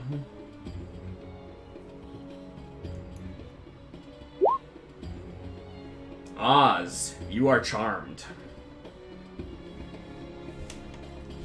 You now see this beholder, and you are wondering why you've been trying to fight it, because this is just a glorious, glorious creature. It is majestic, and you wish only to serve it. And then last eye on Ericos. Oh, haven't seen that one either. That's a dexterity saving throw. Oh.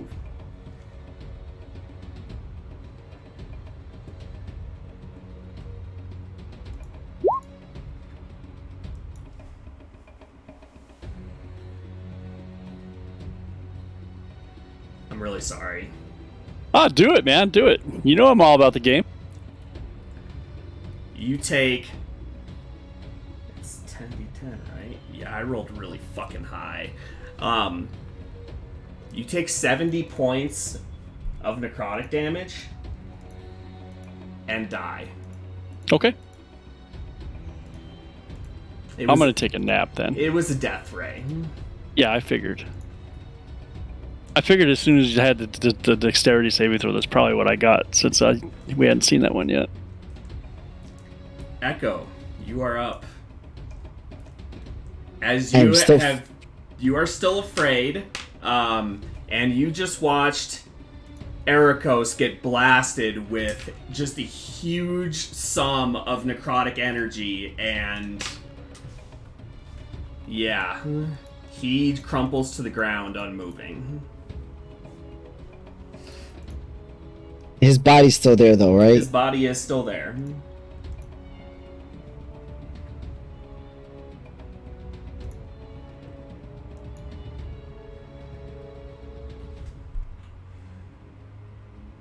I'm gonna take 2 attacks against this creature at disadvantage. If any of them hit, I'm gonna divine smite it. Okay. Yeah, go for it.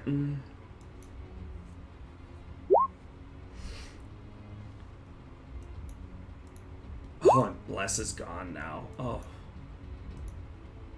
Those both miss. I will step to the side.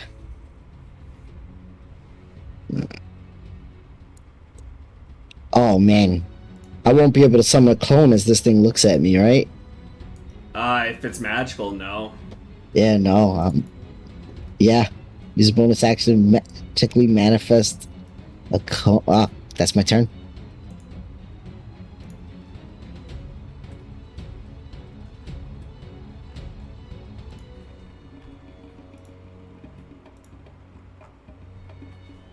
Okay.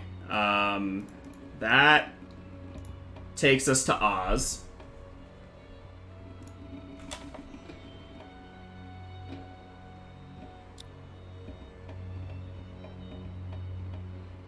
Yes, how charmed am I?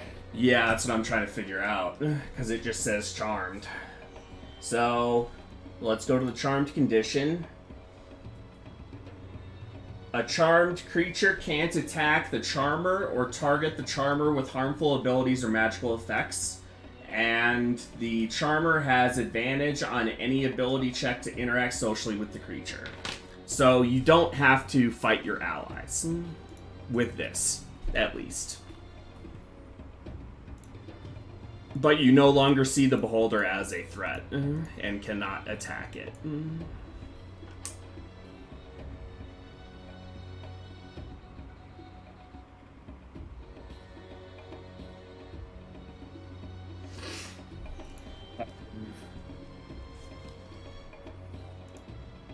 I am just going to get flush up against the crystal.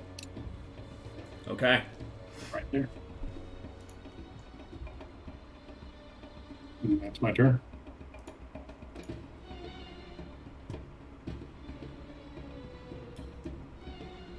As things are looking dire,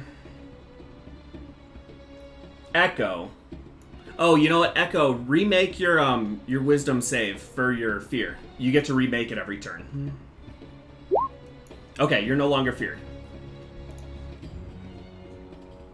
So, Echo, you would be the only one in position to see this. You see a female figure enter the room from the far side over here and kind of surveys what's happening, shakes her head, and is going to cast a spell on the beholder.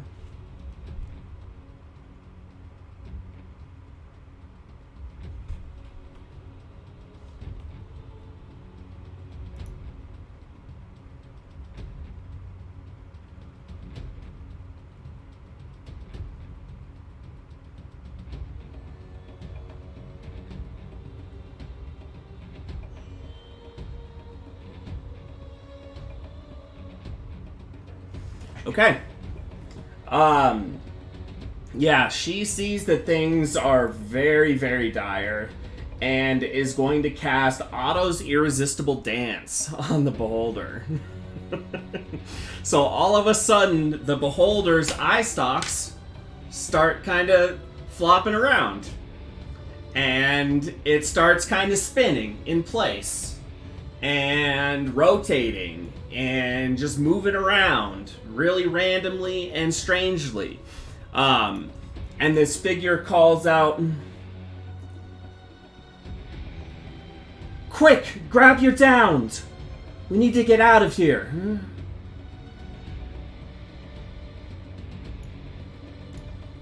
And that will end her turn. Lyric, you are asleep. Hound of Ill Omen.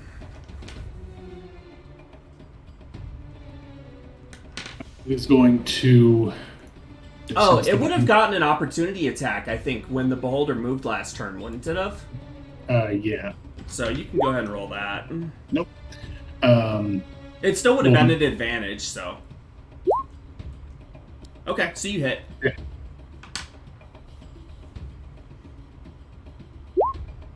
$10. Okay. Another 10. The beholder is still its target, so it's going to move down and attack. Okay. So 17. 17 is just gonna miss. Okay. And that's its turn. Alright, that's gonna take us to the beholder. Fuck.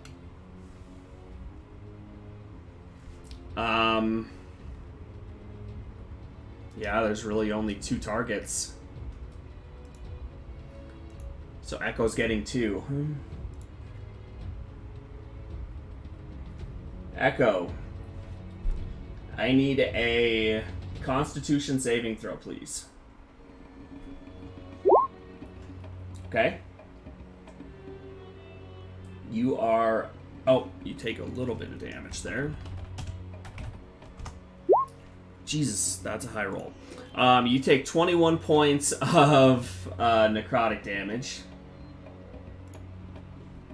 And then I need a dexterity saving throw. Holy shit!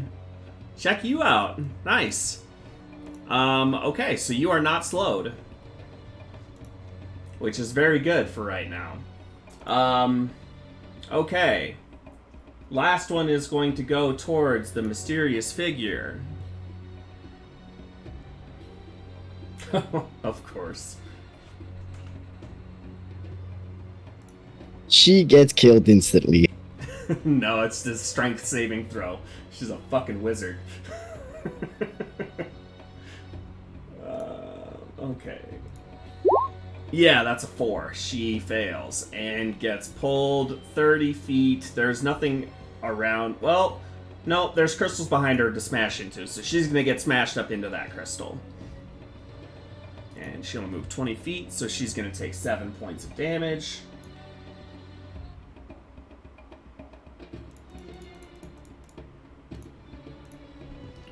Okay. That is its turn. That's going to take us to Echo.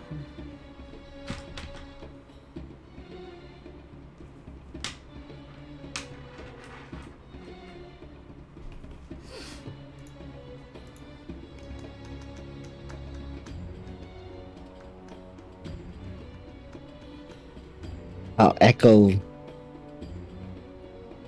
is kind of looking for Oz. He's going to...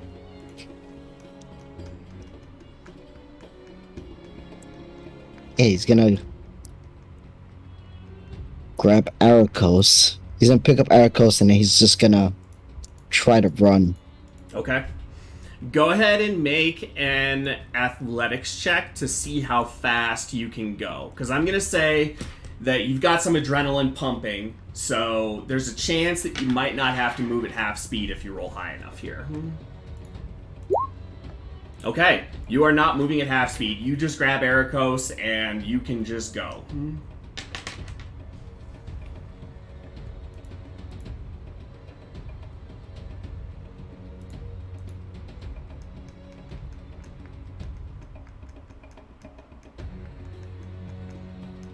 Is it action to pick him up, right? No. Alright, then I'll use my action to dash and keep running. Okay. Yeah, I would say it's just like an object interaction to just pick him up real quick. I wouldn't say it would take 6 seconds to just grab him, throw him over your back, and just run.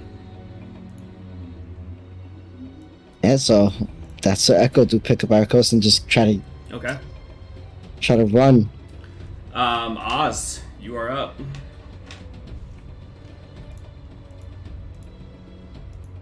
Am I able to... So, I know I wouldn't be able to Misty Step while in the cone. Am I able to Misty Step into it? I should be able to, I think, but... Yeah, I think you can Misty Step into it. Okay. You could also... Just saying, if you did any damage to him, that would wake him up as well. But everything that I have, well... I It's would too have to much do... damage, yeah, okay. You Yeah, would know that's- that Lyric's resistant to fire damage. Yeah, but you're also prone, and I'd have to hit you.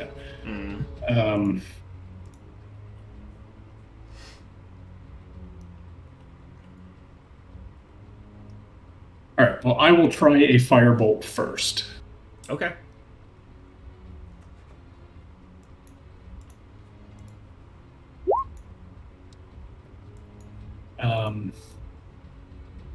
I don't think that hits.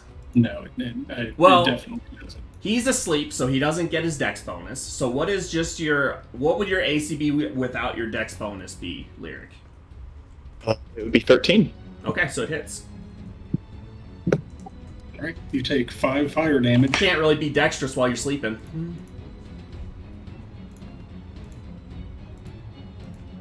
But you are now awake, Lyric. And I will mentally yell at him that we gotta go. And then I am going to... You're a little bit out of range to mentally communicate with Oh, him. right, yeah, it's 30 feet, 30 feet. I'm going to move to here, and then I'm going to try to Misty Step. So I'm going to Misty Step to there. And that'll be my turn. Okay.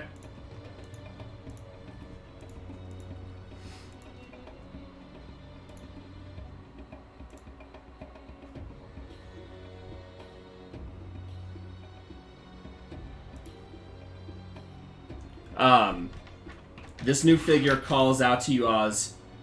Is everyone accounted for? We got one who is just waking up, so he'll be here as soon as he can.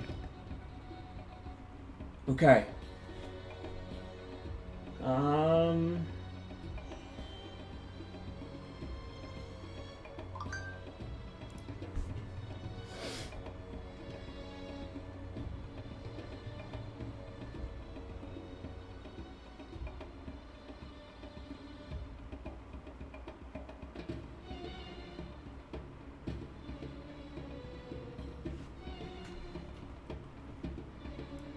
She is going to cast Dispel Magic on you, Oz. You are no longer charmed. Okay.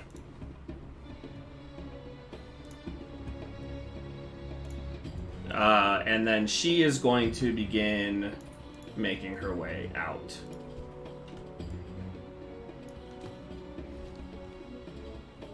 Okay, Lyric. Okay, so I would have heard that last round of shouting, right? So Yeah. I kind of get the idea. We're running. Yep. So I'll stand up for 15 feet. 5. Okay, so I'll dash. Will bring me to 65 feet.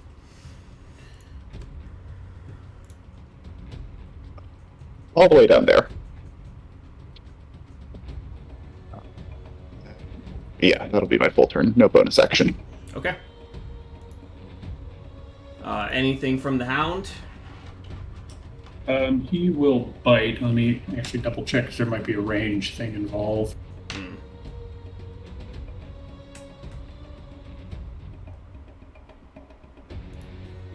No, it looks like I'm good.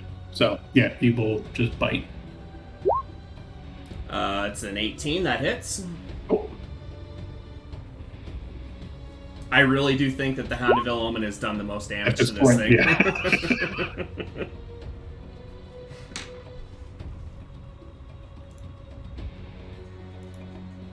That's its turn. All right. You all once more feel just an invading presence in your mind, just telepathically pressing down on you and almost like suppressing your thoughts. And it bellows out, "Stand and face me! Do not run, cowards!"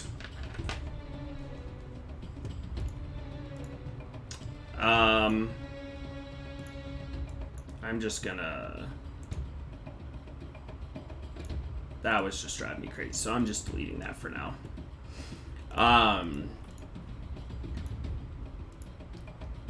It moves its eye ray behind it anyway so that it can hit all of you, because its anti-magic cone will actually interfere with its own eye rays. So it has to be careful.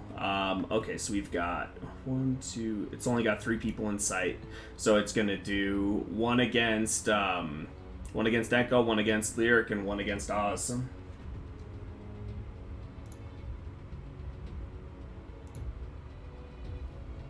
Oh fuck. Echo. I need a dexterity saving throw. Okay. That is very good news. You take no damage as you dodge out of the way of the death ray. You were ready for it. You saw it take out your friend Ericos, and you just had an intuition that it was coming, and you're able to dodge out of the way. All right, now we've got one against Lyric, and I just rolled another death ray, but it can't do the same ray twice in a turn, so that is good for you. Wisdom saving throw, Lyric. Okay, you are not frightened. And I need a wisdom saving throw from Oz.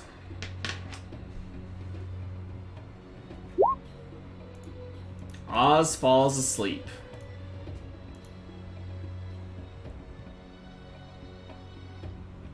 And it's not very fast, but it's going to hover. Echo. Echo's gonna yell to Lyric to wake up Oz, and he's gonna keep running with Arikos' body. Okay. Dash everything. Yeah. Yeah, and you'll be able to use aggressive this turn because it's still within your sight, right? Or do you have to be moving towards it to use that? I have to move towards it to do that. So Gotcha. once I get behind this corner,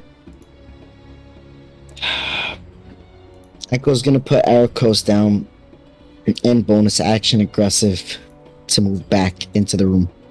Okay.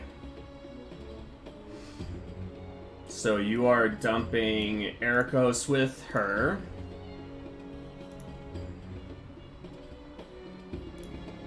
Oz is asleep.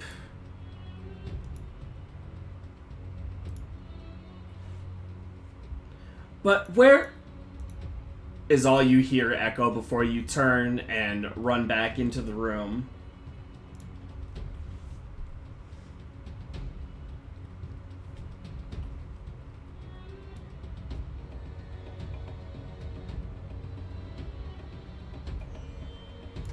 Oh, never mind.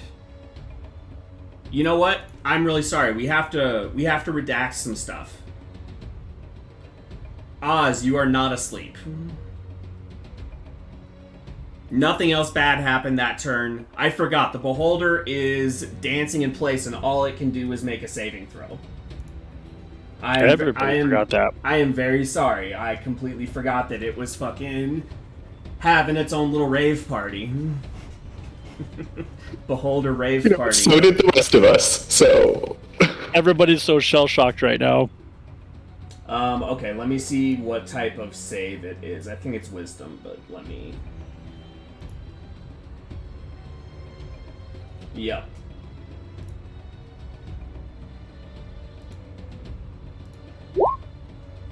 It fails by 1. I think. Yep, it fails by 1. Rolled a 17, needed an 18. So it is still dancing in place. Okay, she is not strong, so she is going to...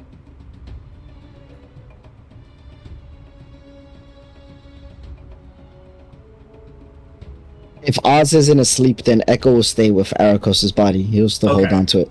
Okay. Yeah, Oz is not asleep. Okay, so you're still there, so she is just going to run then. I'm just gonna clear all of this just so that we can...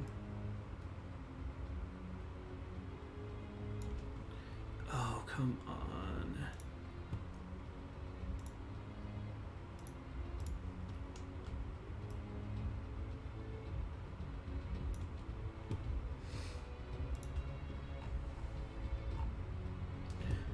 Okay, so she is going to just run.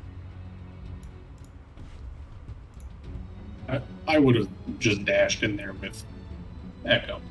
Oh, yeah, you would have had a turn. So, yeah, go ahead and take your turn. Okay. I would have just been right there. So Okay, cool. Lyric.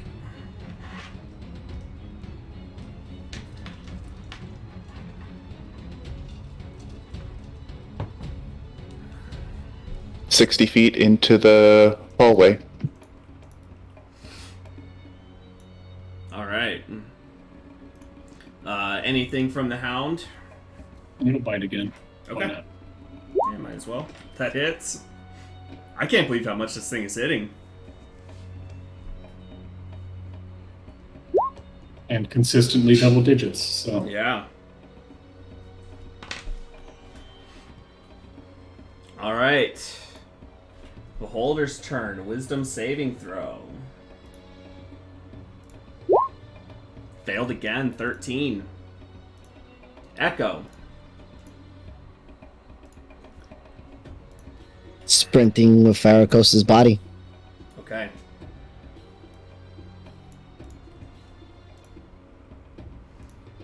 Oz. same thing.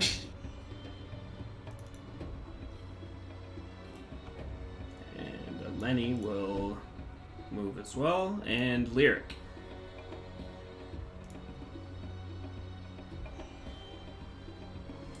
Okay.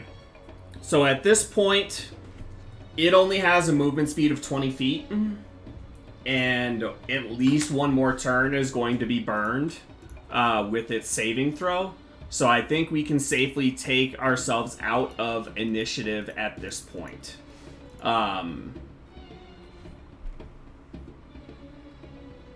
What are you guys just running? How far are you guys going to run? Are you just gonna let your new friend kind of guide you, or? Oz is just going to follow her. Okay. So she leads you for probably about 6 or 7 minutes. And she's just constantly, come on, keep up the pace. I know a safe place. And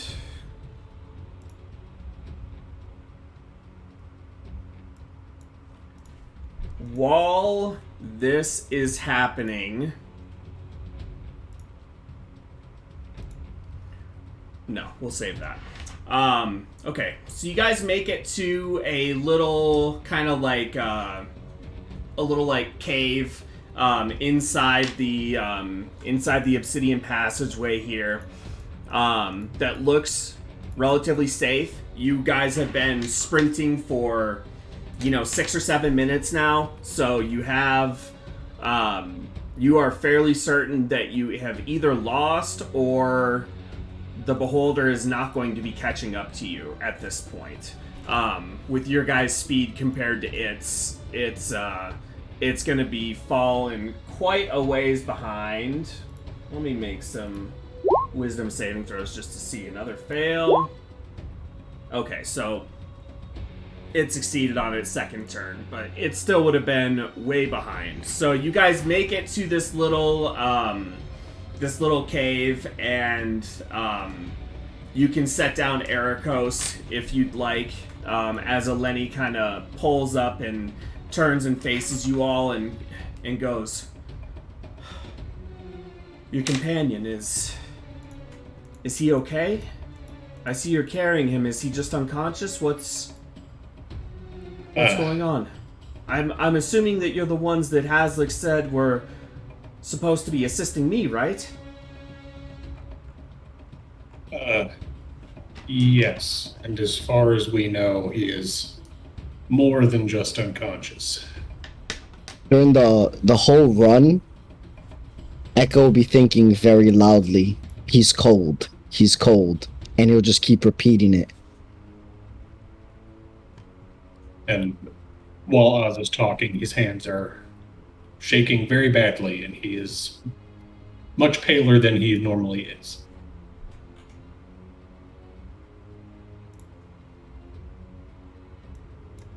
What happened?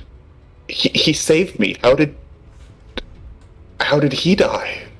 Did it? I'm gonna start trying to feel for a pulse on Ericos. Okay, go ahead and make a medicine check.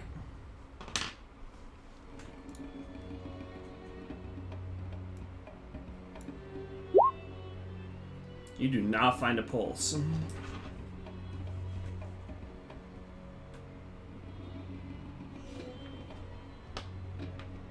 He's the one who can fix this.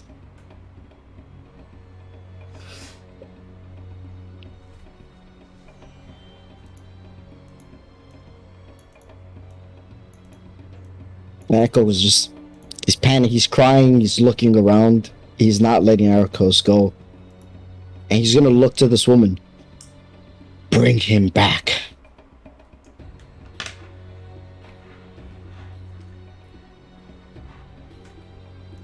I don't have a diamond necessary to bring him back. I have. I will cut her off, and we have the diamond. At least I think we do. I believe we do.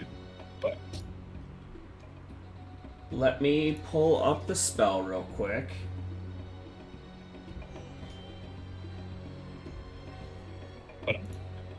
the player is the most positive it's been too long.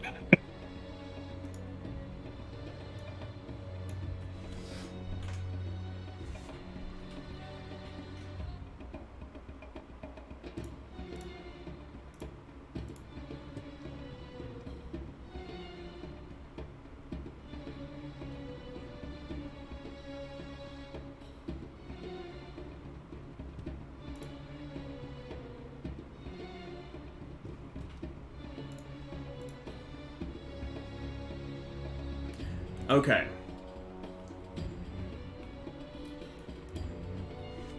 How many...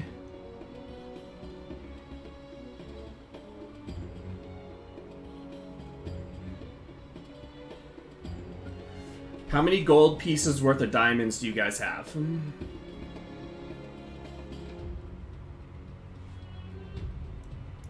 I think it's 600 worth. Are you talking about how many the party has or how many Ericos had? How many the party has? Okay. Total. Because I know Ericos has 600. Yeah, he's down to 300 though because he had to use 300 to get Lyric out of his petrification. Oh shit, that's right. It uses diamond dust. That's right. Yeah. Is it 300 for Greater Restoration? I thought it was 100. I'd have to look. I don't remember. I'll look quick. Okay. Any diamonds marked on my list? You what? I don't have any diamonds at all marked on my list. I think Ericos had Okay. taken everything from the party. Yeah, I think so too. It's just 100 for the Greater. Okay, that's what I thought. So 500 left on Ericos. 500, okay.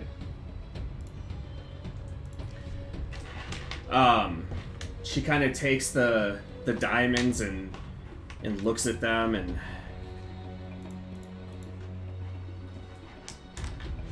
pulls out a scroll. I don't know if this is going to work. I don't think this is enough diamonds. I can try though. I'd rather This try isn't not. this isn't really my realm of magic, so if you pray to anything, now would be the time to start. We're all praying to Zeus right now. Echo's gonna start begging Eldaf for help. And while he's doing that, he's kind of trying to push onto Arakos' chest to get his heart going again. And each time he pushes down, you see a flash of radiant energy. He'll just start using lay on hands, hoping that it will help. Okay. And he'll do this all 10 times. Okay.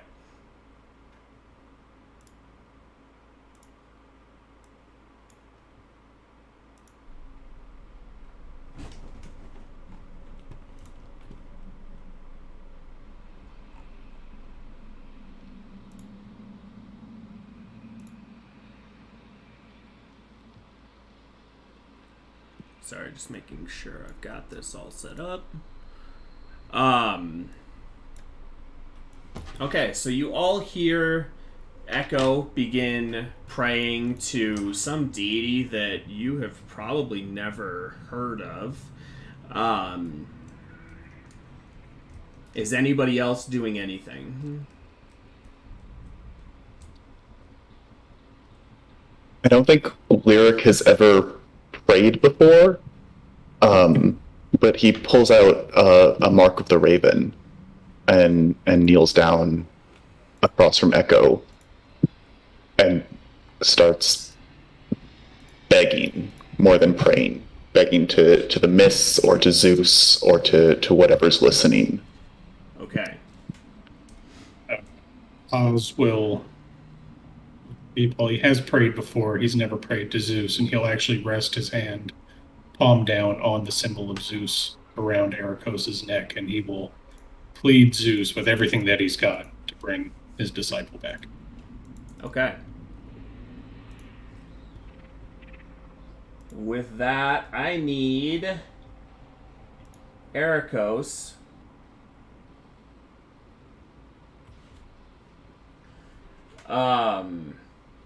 I am going to need Ericos to hop down with me into the other chat. Okay.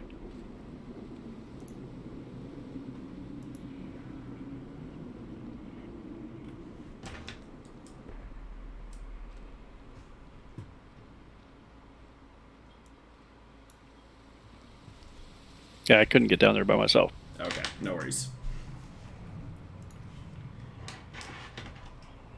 Ericos. Mm-hmm. The last thing you remember was facing this wicked beast with one eye and taking a vicious blast from one of its eye beams right into the chest and then falling over and then blackness. You begin to drift in this blackness, and your mind just keeps thinking one thought, and that thought is Zeus. Zeus. Until suddenly you see a pinprick, just a very faint pinprick of light on the horizon as you're floating through this blackness. And a voice calls out to you. My child, I did not expect you to return so early. What happened? I was struck down by great evil. I had given all that I could to keep my comrades alive and hail so that they could continue the fight, but I could not stand on my own.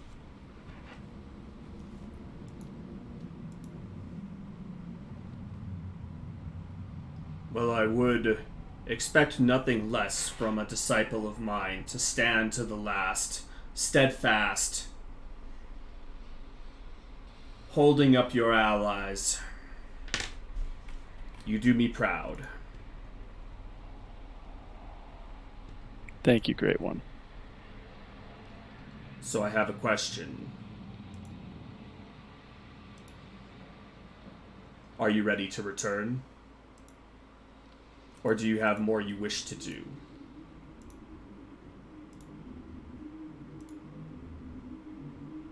Can I ask you a question, Lucas? Yeah.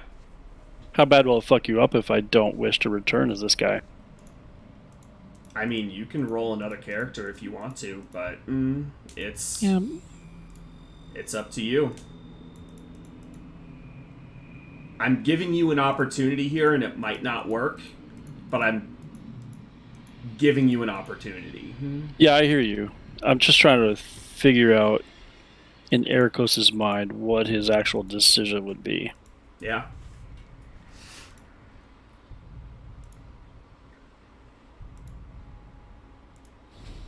Give me 1 second. I gotta think it through here. Okay.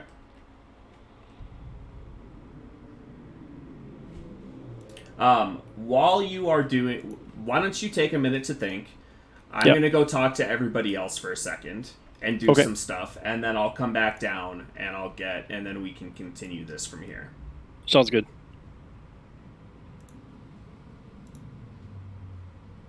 Okay. Ericos is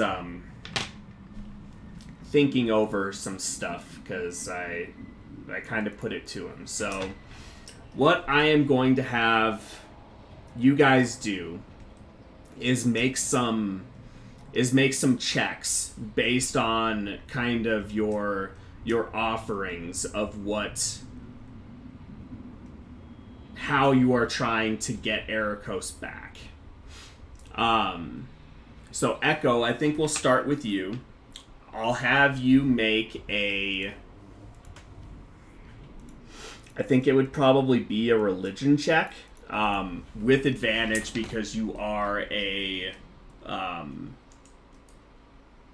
disciple of Eldath's that you are praying to. So wisdom with advantage.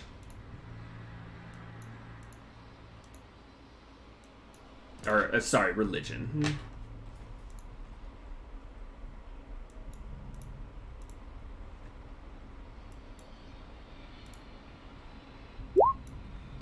Okay.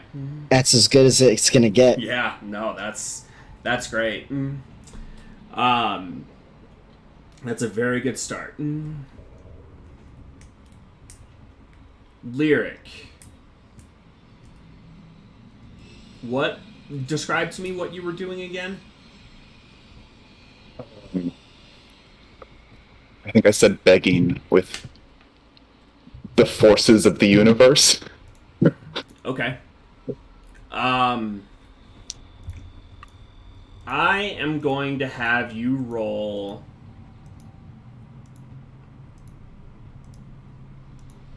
We're going to call it a patron check. And it is going to be a charisma check. Just straight charisma. Okay. Just a straight charisma roll. Okay. Oz. You are praying to Zeus as well, right? So I'll have you make your religion check just straight, because you are not a follower of Zeus's. Okay.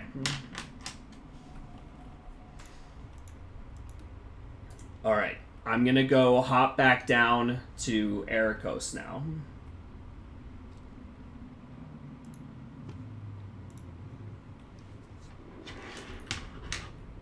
As you are speaking with Zeus and he poses this question, you start to hear voices. And first you hear Echo, your steadfast companion who you hold the line with every single day. And you hear him just crying, blubbering, begging, and pleading with someone named Eldath to please return you to them. You then hear Lyric,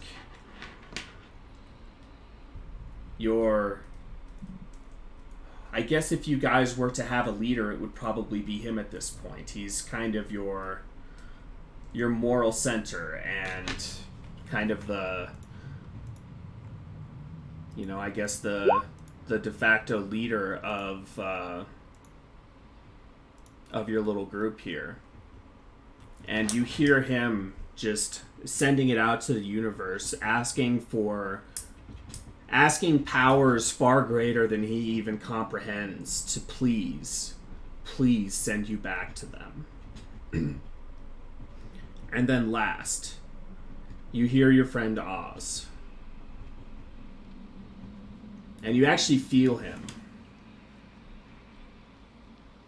You feel him pounding on your chest and screaming and pleading with Zeus to please return you to them.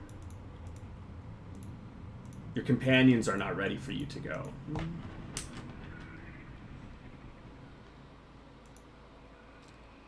Your companions are not ready for you to go. But it is ultimately your decision. What? Almighty Zeus. Yes, my child. I feel I have done good works in your name. I feel this as well, but I personally, if you are going to ask for my opinion, would say you have more to do. In fact, I was about to come to you in a vision and ask for your help with something. But I will not force you. The choice is ultimately yours. I feel in my heart of hearts, as I sit at night and pray and seek guidance and seek my center, that I would be seeing you soon. And I feel I will be returning to you permanently soon. But perhaps there's a bit more yet to be done with those people in the fight against evil before I do return home to you. I choose to stay with them if it is possible. Well, as you can see, I am very far away from you. And his voice is faint. Like, it's not the... Whenever you've had visions or, this religious feeling with Zeus being there before, it has been an all-encompassing, like, in every fiber of your being, you hear his voice. It is faint right now. Right. And you can just see that pinprick of light.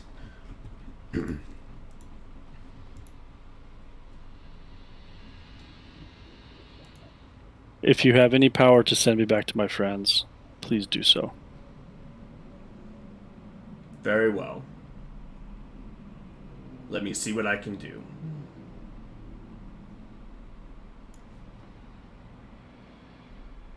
All right, let's hop back up. Okay. Oh, you're gonna have to drag me again, I think. Okay.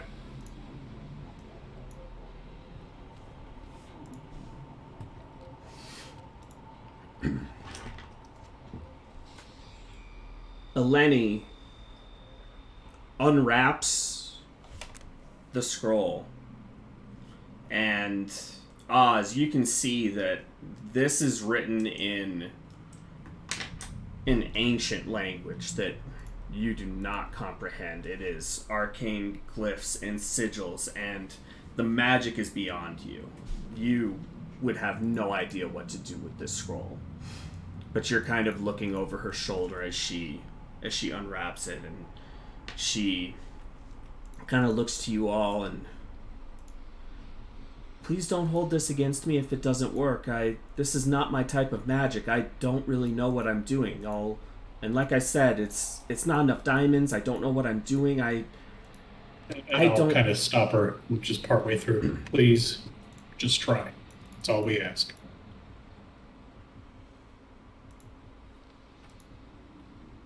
Very well. And she takes the diamond. I think it's actually 2 diamonds. One that's worth 300 and one that's worth 200 at this point.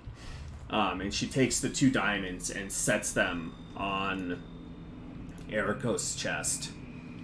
And takes off his holy symbol and wraps it around the diamonds, and then begins drawing in the obsidian. She takes out a dagger and starts etching these sigils and runes into the obsidian around Erikos.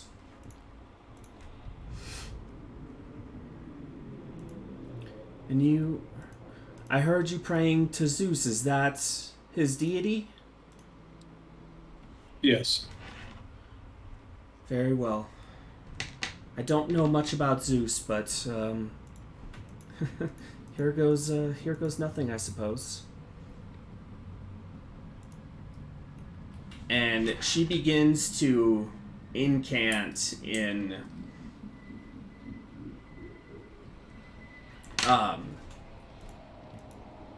like a rhythmic way.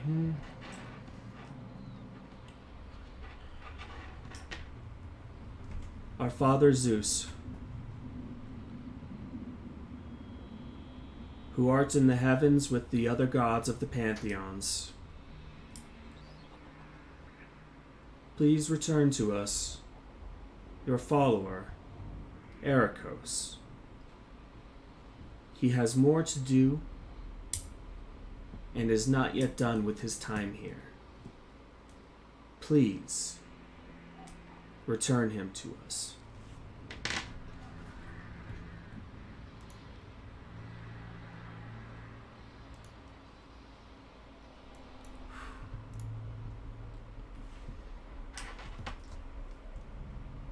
The diamonds turn to ash.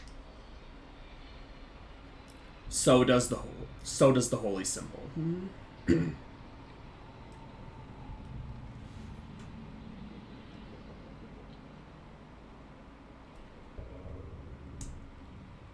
And what seems like hours goes by as you're all sitting there, waiting.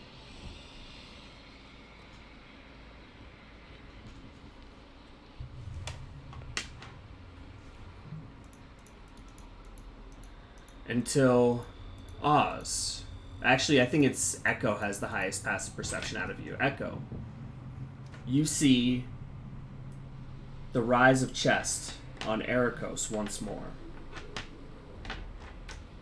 And he begins coughing. And he coughs up and vomits just this black mess of just grossness. Just like black sludge. And it's almost like a projectile vomit. Like he like gets over on his hands and knees and just vomits this just black sludge and nastiness. And looks up at all of you.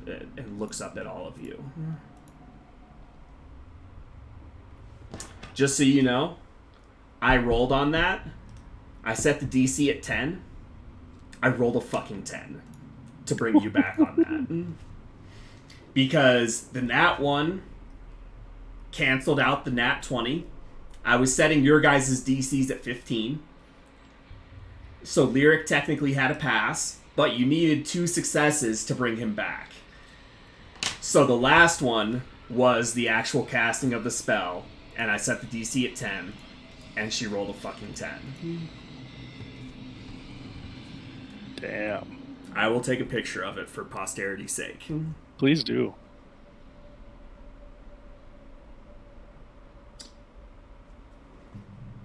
So Ericos, you are now with the living once more. Echo doesn't care about the vomit. He's gonna hug him extremely tight and not let him go. Ericos is just going to try to breathe and remember what it's like to breathe. Because that's a special sensation that you should really appreciate.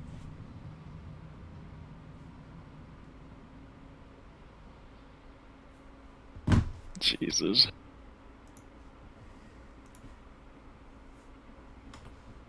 Alright, so what's everyone doing? Oz will pat Eleni on the shoulder. Seems you're better at it than you thought you were. And I will go give Ericos a hug as well. And she looks at you almost stunned and kind of looks at her hands. I can't believe it worked. We didn't have enough diamonds. This isn't my type of magic. I carry this scroll in case of rare emergencies. I never thought I'd be the one to use it, and it would actually be successful if I did. I'm stunned.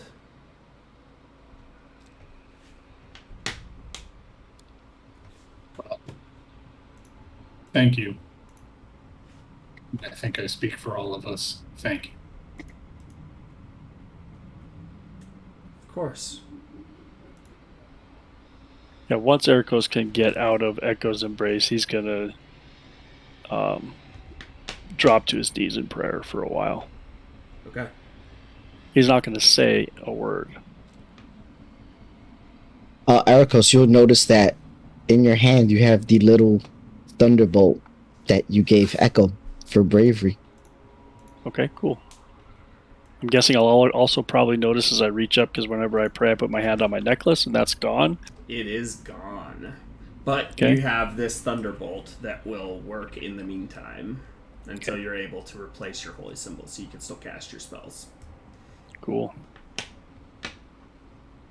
The world comes around. Well, that was fun. That is not how I expected that to go, you guys. Jesus. Me either. On to the resurrection part.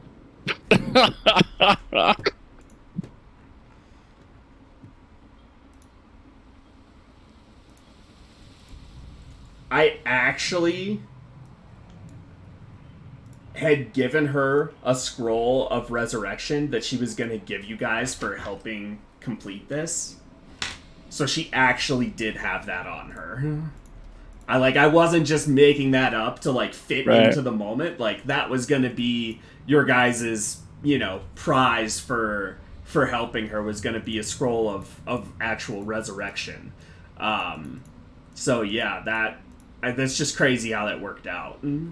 Absolutely crazy.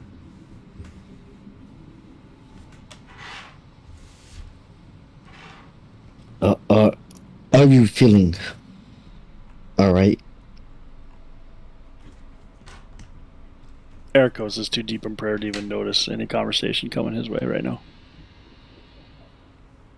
He's pretty traumatized. Echo kind of just pat his shoulder, leave him in prayer. Look to Oz. Just pick up Oz and start squeezing him in Arikos' places, wiping his snot and his tears all over him.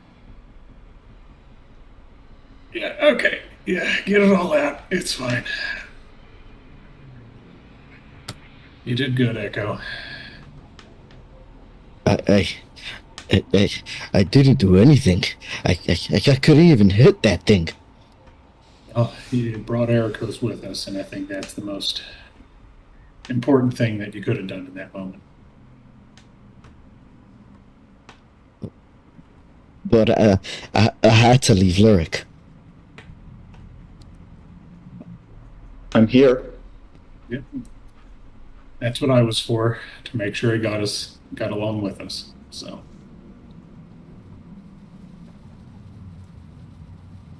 I'll do better. I promise. we'll be doing better, like right along with you. So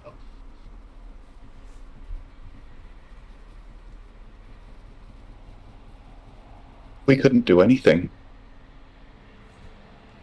None of us could.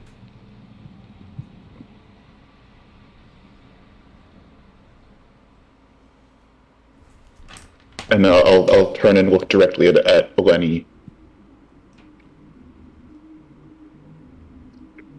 Haslick sent us to help you, but you just saved all of us. I don't know why we're here anymore.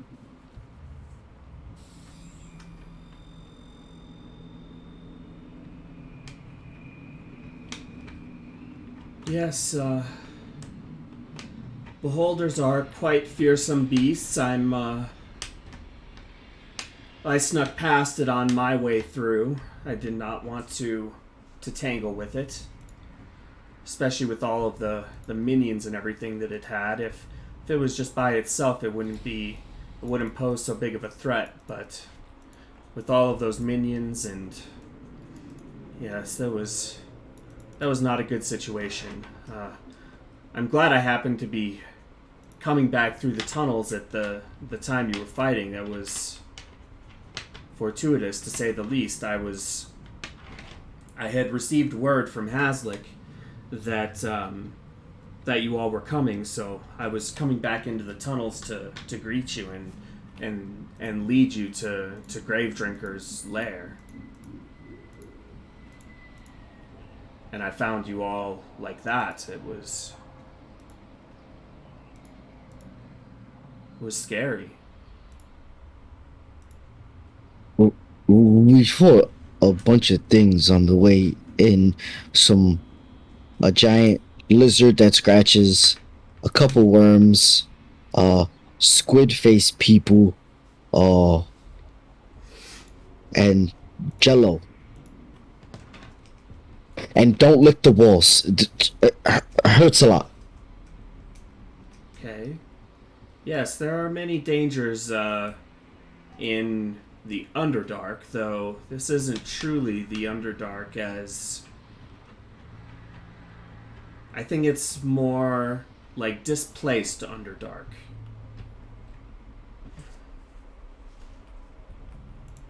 Everything that was below has been brought up somehow to the surface.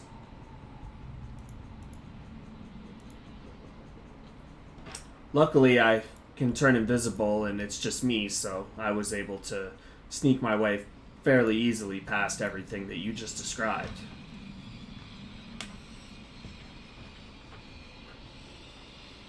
well, I guess that would explain a lot then, in terms of what we've found so far.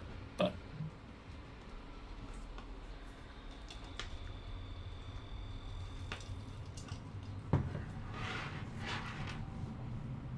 how long has it been since we last took a long rest? It hasn't been that long. Not that long. Maybe 3-4 hours, something like that. Yeah, it hasn't been. Well, let's see. You long rested with the Durgar, and then you fought the Alkolith, the demon. You talked to the Myconids, and then dealt with the slimes, and then went back and took a short rest there. And then you came up and had the encounter with the Beholder, and now you're here. So yeah, probably I would say maybe 4 hours or so.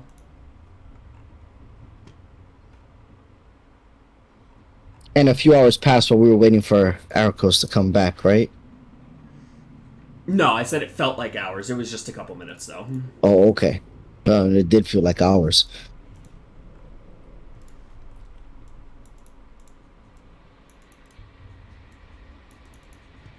Eleni, Gravedrinker. Yeah. What is going on with Gravedrinker?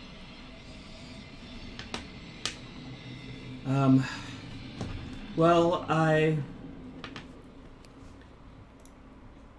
had him under my control. It is our fear that if he is left unchecked, that he will unite the purple worms, because typically they are mindless, savage beasts with not much intelligence. They see or feel food through their tremor sense and their blind senses, and they seek out that food and they kill and they eat, and those are really their drives. But Gravedrinker is something different. He's much more intelligent, and we're worried that if he was to get an army or even just 5 or 6 purple worms on his side, that he could really wreak havoc across all of Haslan. So I was sent here to see if I could try and attempt to reassert control over him, but have thus been unsuccessful. So I think we're to the point now where Gravedrinker just needs to be put down before he can create untold destruction and horrors for many people. And is Gravedrinker in this dome, or is it elsewhere? He is at the center of this dome. He has I guess a lair, you would call it.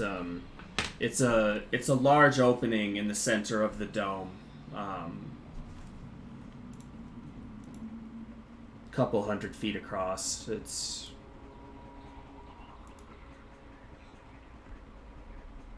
at the center of the dome. We aren't far. Maybe 15 minutes or so.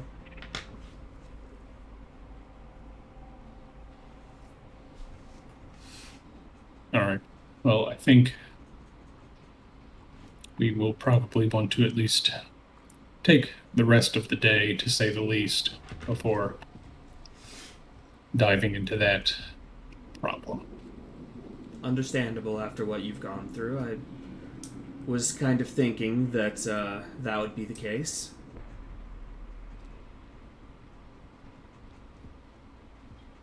Can I assume that since Erikos actually died, any spell slots he had left would just go away? No. You come back with the spell slots that you had. Okay. There weren't many, so it doesn't really matter. I was just curious. Yeah. You are at 1 HP, though. Cool.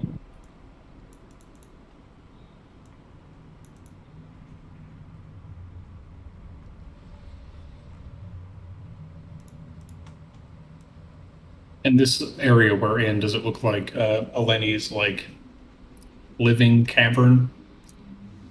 No, it just looks like it's just a little like alcove that she Lenny, thought do would be safe for you all Right. to stop at. Okay. Lenny, do you have a space here that you're working in?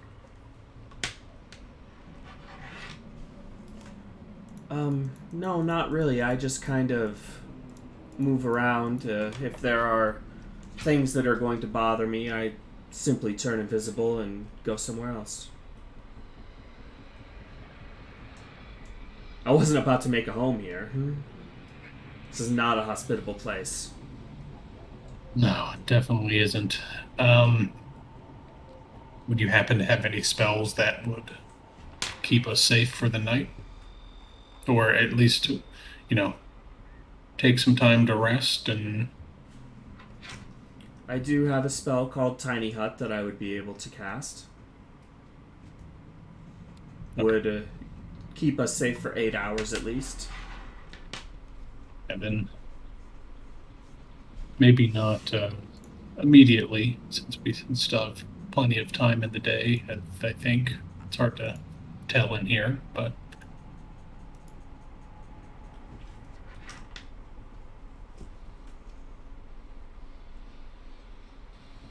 Ericos is going to cast a couple of heals on himself as he gets up from his knees. Okay.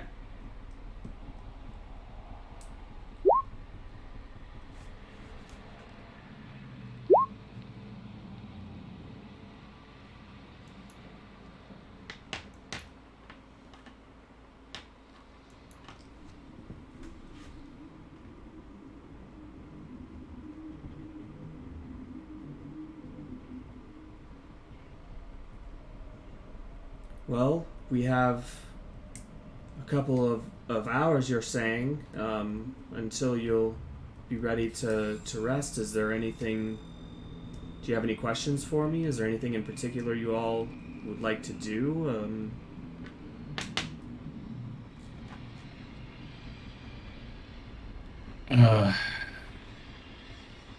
so I understand Gravedrinker is intelligent, but what makes it so special? Is there anything, any weakness or anything that you can discern?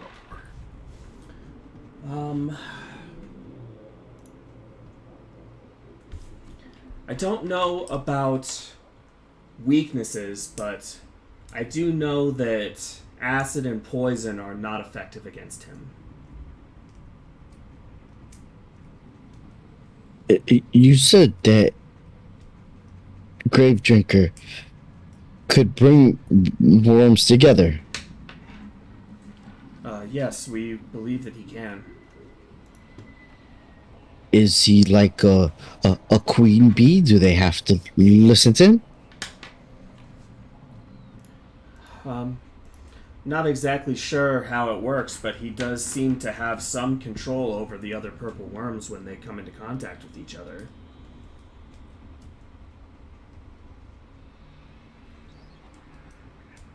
I think it's more of a ruling from strength type situation where I think he's been challenged in the past by other purple worms, and he has slaughtered all... What's the word I'm looking for? All attackers, I guess. All, Unders. yes. And he bears the scars of it, but he is no weaker for it.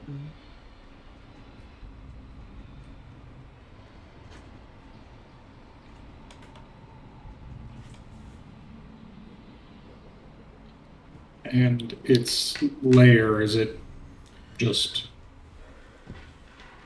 an opening in the tile in this dome in a plane of dirt? It's like a dome within a dome, I guess you would call it. It's not open to the sky. It's closed off at the top, but yes, I guess the best way to describe it would be a dome within a dome.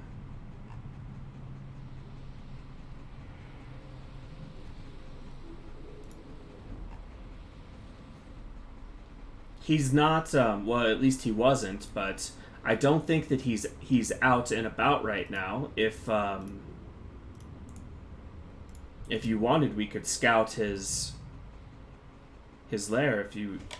If one of you wanted to. If anybody is particularly sneaky, or can go invisible like me. I suppose I could make, since we're going to be resting, I suppose I could make one more of you invisible with me. I'll look to Lyric. Zach. Yeah, that's a good idea. Get a lay of the land, see what we're dealing with. I can move quietly. I can turn myself invisible. Oh, you can turn yourself invisible. Fantastic.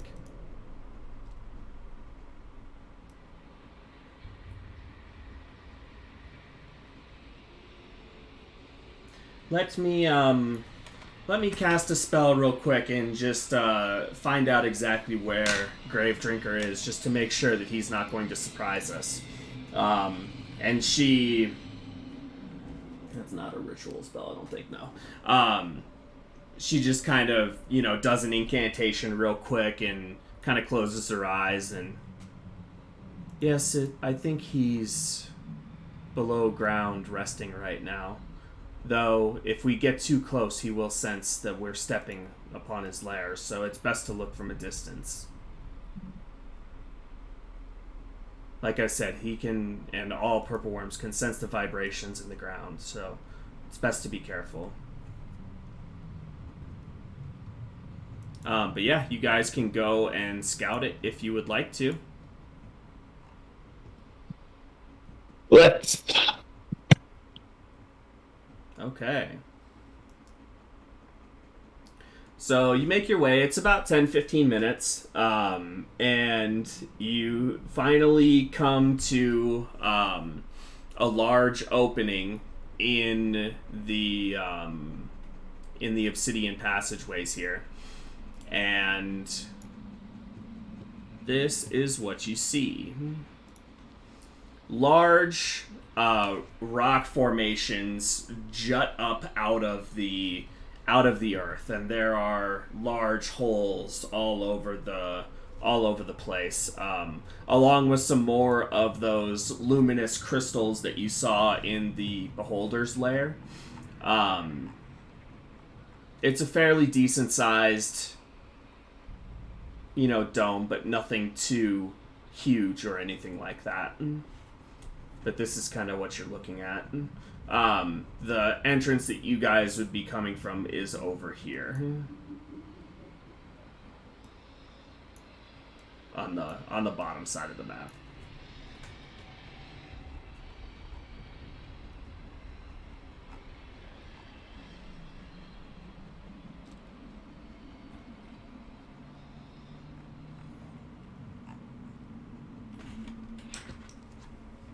And is the floor obsidian, or is it kind of that stone that we saw? It's stone. It's it's like the stone that you saw outside. Yeah, the walls and like the ceiling of this are obsidian, but everything else is not. Okay.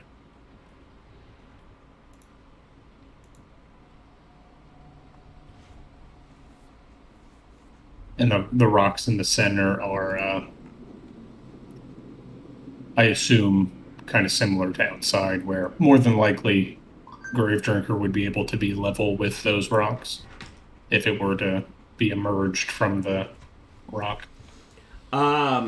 These rocks are pretty tall. Which ones exactly are you talking about? Like these ones? Yeah, the ones in the inside the room, not Gotcha. Those are probably actually more like 50 or 60 feet high. So they're pretty tall. Okay.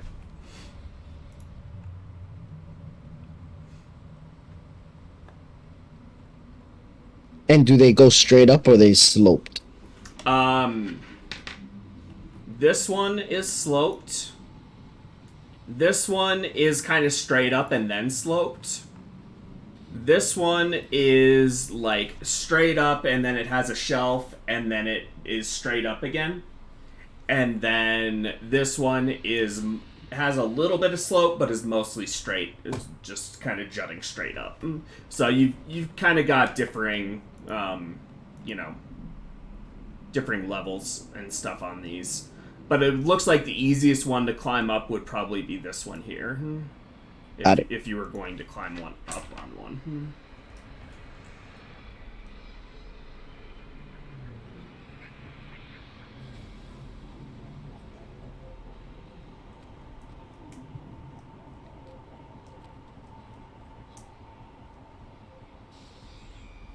We would definitely need a rest before going into that place.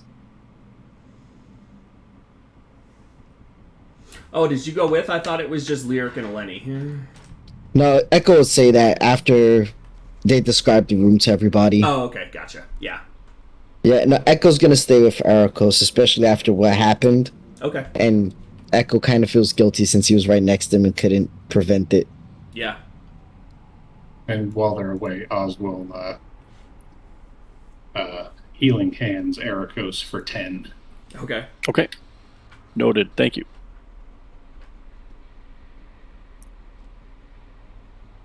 How large is Gravedrinker? He is large. Probably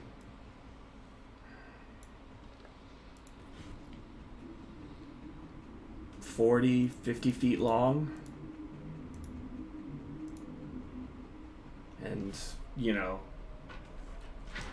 probably 15, 20 foot diameter. I mean, he's big. Okay.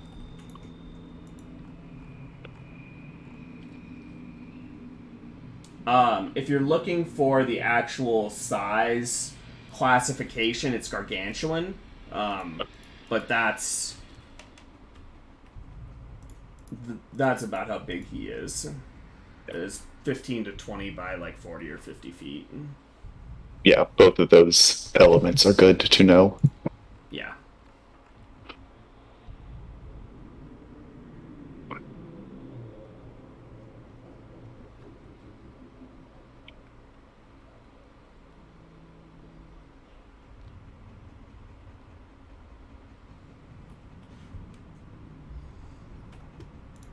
All right. Is there anything else you guys want to do or questions that you have about this before the long rest? So as we're in this chamber, it seems like Gravedrinker is not, at least not visible right now, right? Mm-hmm. Eleni will tell you that he is, he's underneath the surface a couple hundred feet. Okay. So we would have to do something to attract him. Possibly, unless he was active. Okay. She'll tell you. So sometimes he's, sometimes he's out. Sometimes he's not, and he's resting. It depends. And sometimes he tunnels all the way out of here, to the main mound of the worm. So it depends. You can catch him in a lot of different places. So we could have options then.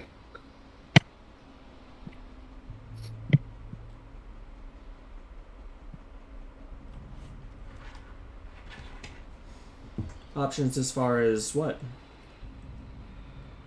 Starting. But no matter how it starts, it'll turn into an out-and-out brawl quickly.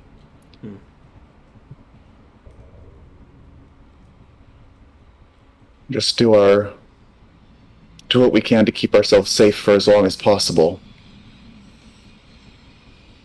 Yes, I would recommend staying as far away from him as possible. That's my... that works for some of us. That's my strategy.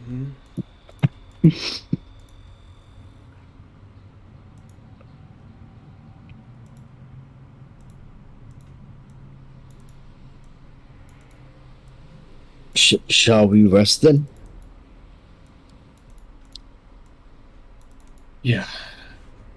think so. Ericos mentions, and this is the first words he said, I could really use a rest.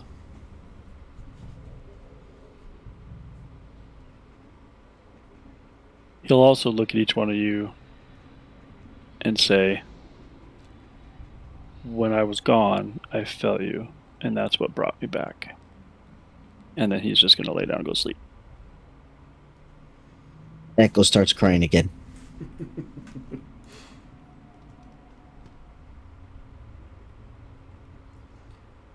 All right. So I think I was planning on going a little longer tonight and doing the Gravedrinker fight as well, but with the emotions and everything that went into this, I think that that's actually a really good point to stop at for the night.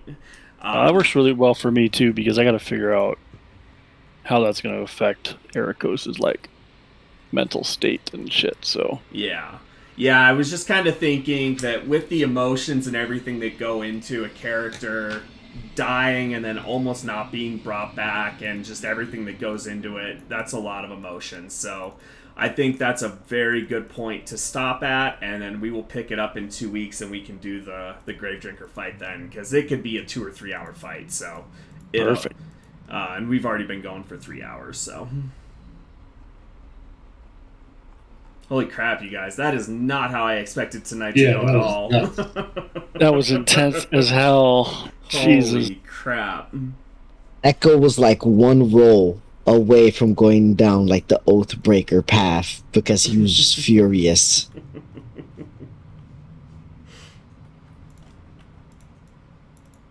That you couldn't hit the thing or what?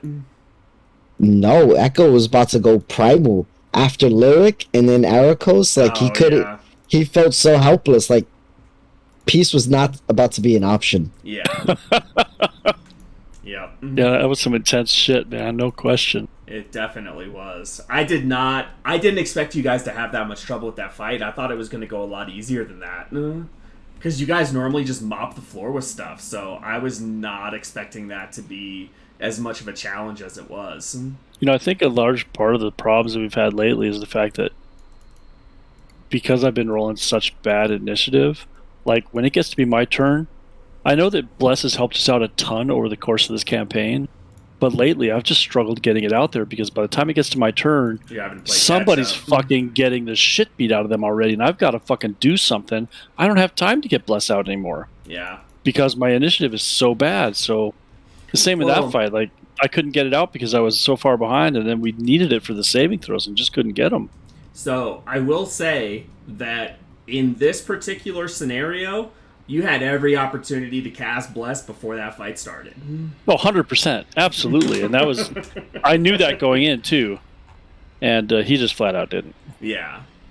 Because, you know, there's fights where, you know, you are dropping in on them, surprising them. And in those cases, you can absolutely cast Bless before... Oh, I can tell you exactly what happened. So. Yeah, I can tell you exactly what happened is we were getting ready for that fight. I'm like, okay, I'm going to cast Bless beforehand. And then we were like, well, let's do a concerted attack, and Bless went right out of my fucking head. Yeah. Didn't give it another thought. I'm like, okay, we got to kill this thing right away. And I didn't think about it again. Yeah, I was totally planning on doing it. That's legit for Ericos, too. You know, he's not fucking perfect. Our rolls were so bad. So bad. God, so bad. Like, once the Lyric was, like, turned to stone, I was like, holy shit. Like, okay, we started the fight off downhill. And that was the saving throw he was good at, too. Yeah, and that was the turn that I had, like, targeted for my Bless to go out. That was the turn, is the one that I decided to actually unpetrify him instead. And it didn't help that 3 people, our initiatives were last, so we had to... Yeah, that was rough. That was just rough all the way around. We really botched that up from the get-go. Yeah. I mean, even with the bad setup, we recovered. Like, we were going smooth for a while. Yeah. Not doing a whole lot of damage, but, like, we were surviving. And then it was, like, just one round of bad saves. And, like, whoa, we're all dead. Okay. Yeah. I was... Every turn an eyeball stock went, I was like, I'm at 28 health, and if I fail a single saving throw, I'm just done. Yeah. Yep. Yeah, I was at 30 for a while. And every turn I was like, I just can't afford to heal myself. I got to do something else. Yeah, Just hopefully I don't fucking fail a save. Death Ray does 10d10 necrotic damage, and if it reduces you to 0, you die. Oh, I looked it up. Yeah. I know exactly what it says now. I've got it cut and pasted on my screen. Yeah. And of course, all of like the damage ones are dexterity saving throws, which basically all of you guys suck at. Yeah. Which is, makes it tough because Lyric is the only one that's halfway decent at dex. Yeah. No, that was good shit, man. That was a definitely a different night. Yeah. And intense as hell. Really Yeah, fun. That was crazy. All right. Well, if you guys don't have anything else, I will take us offline now.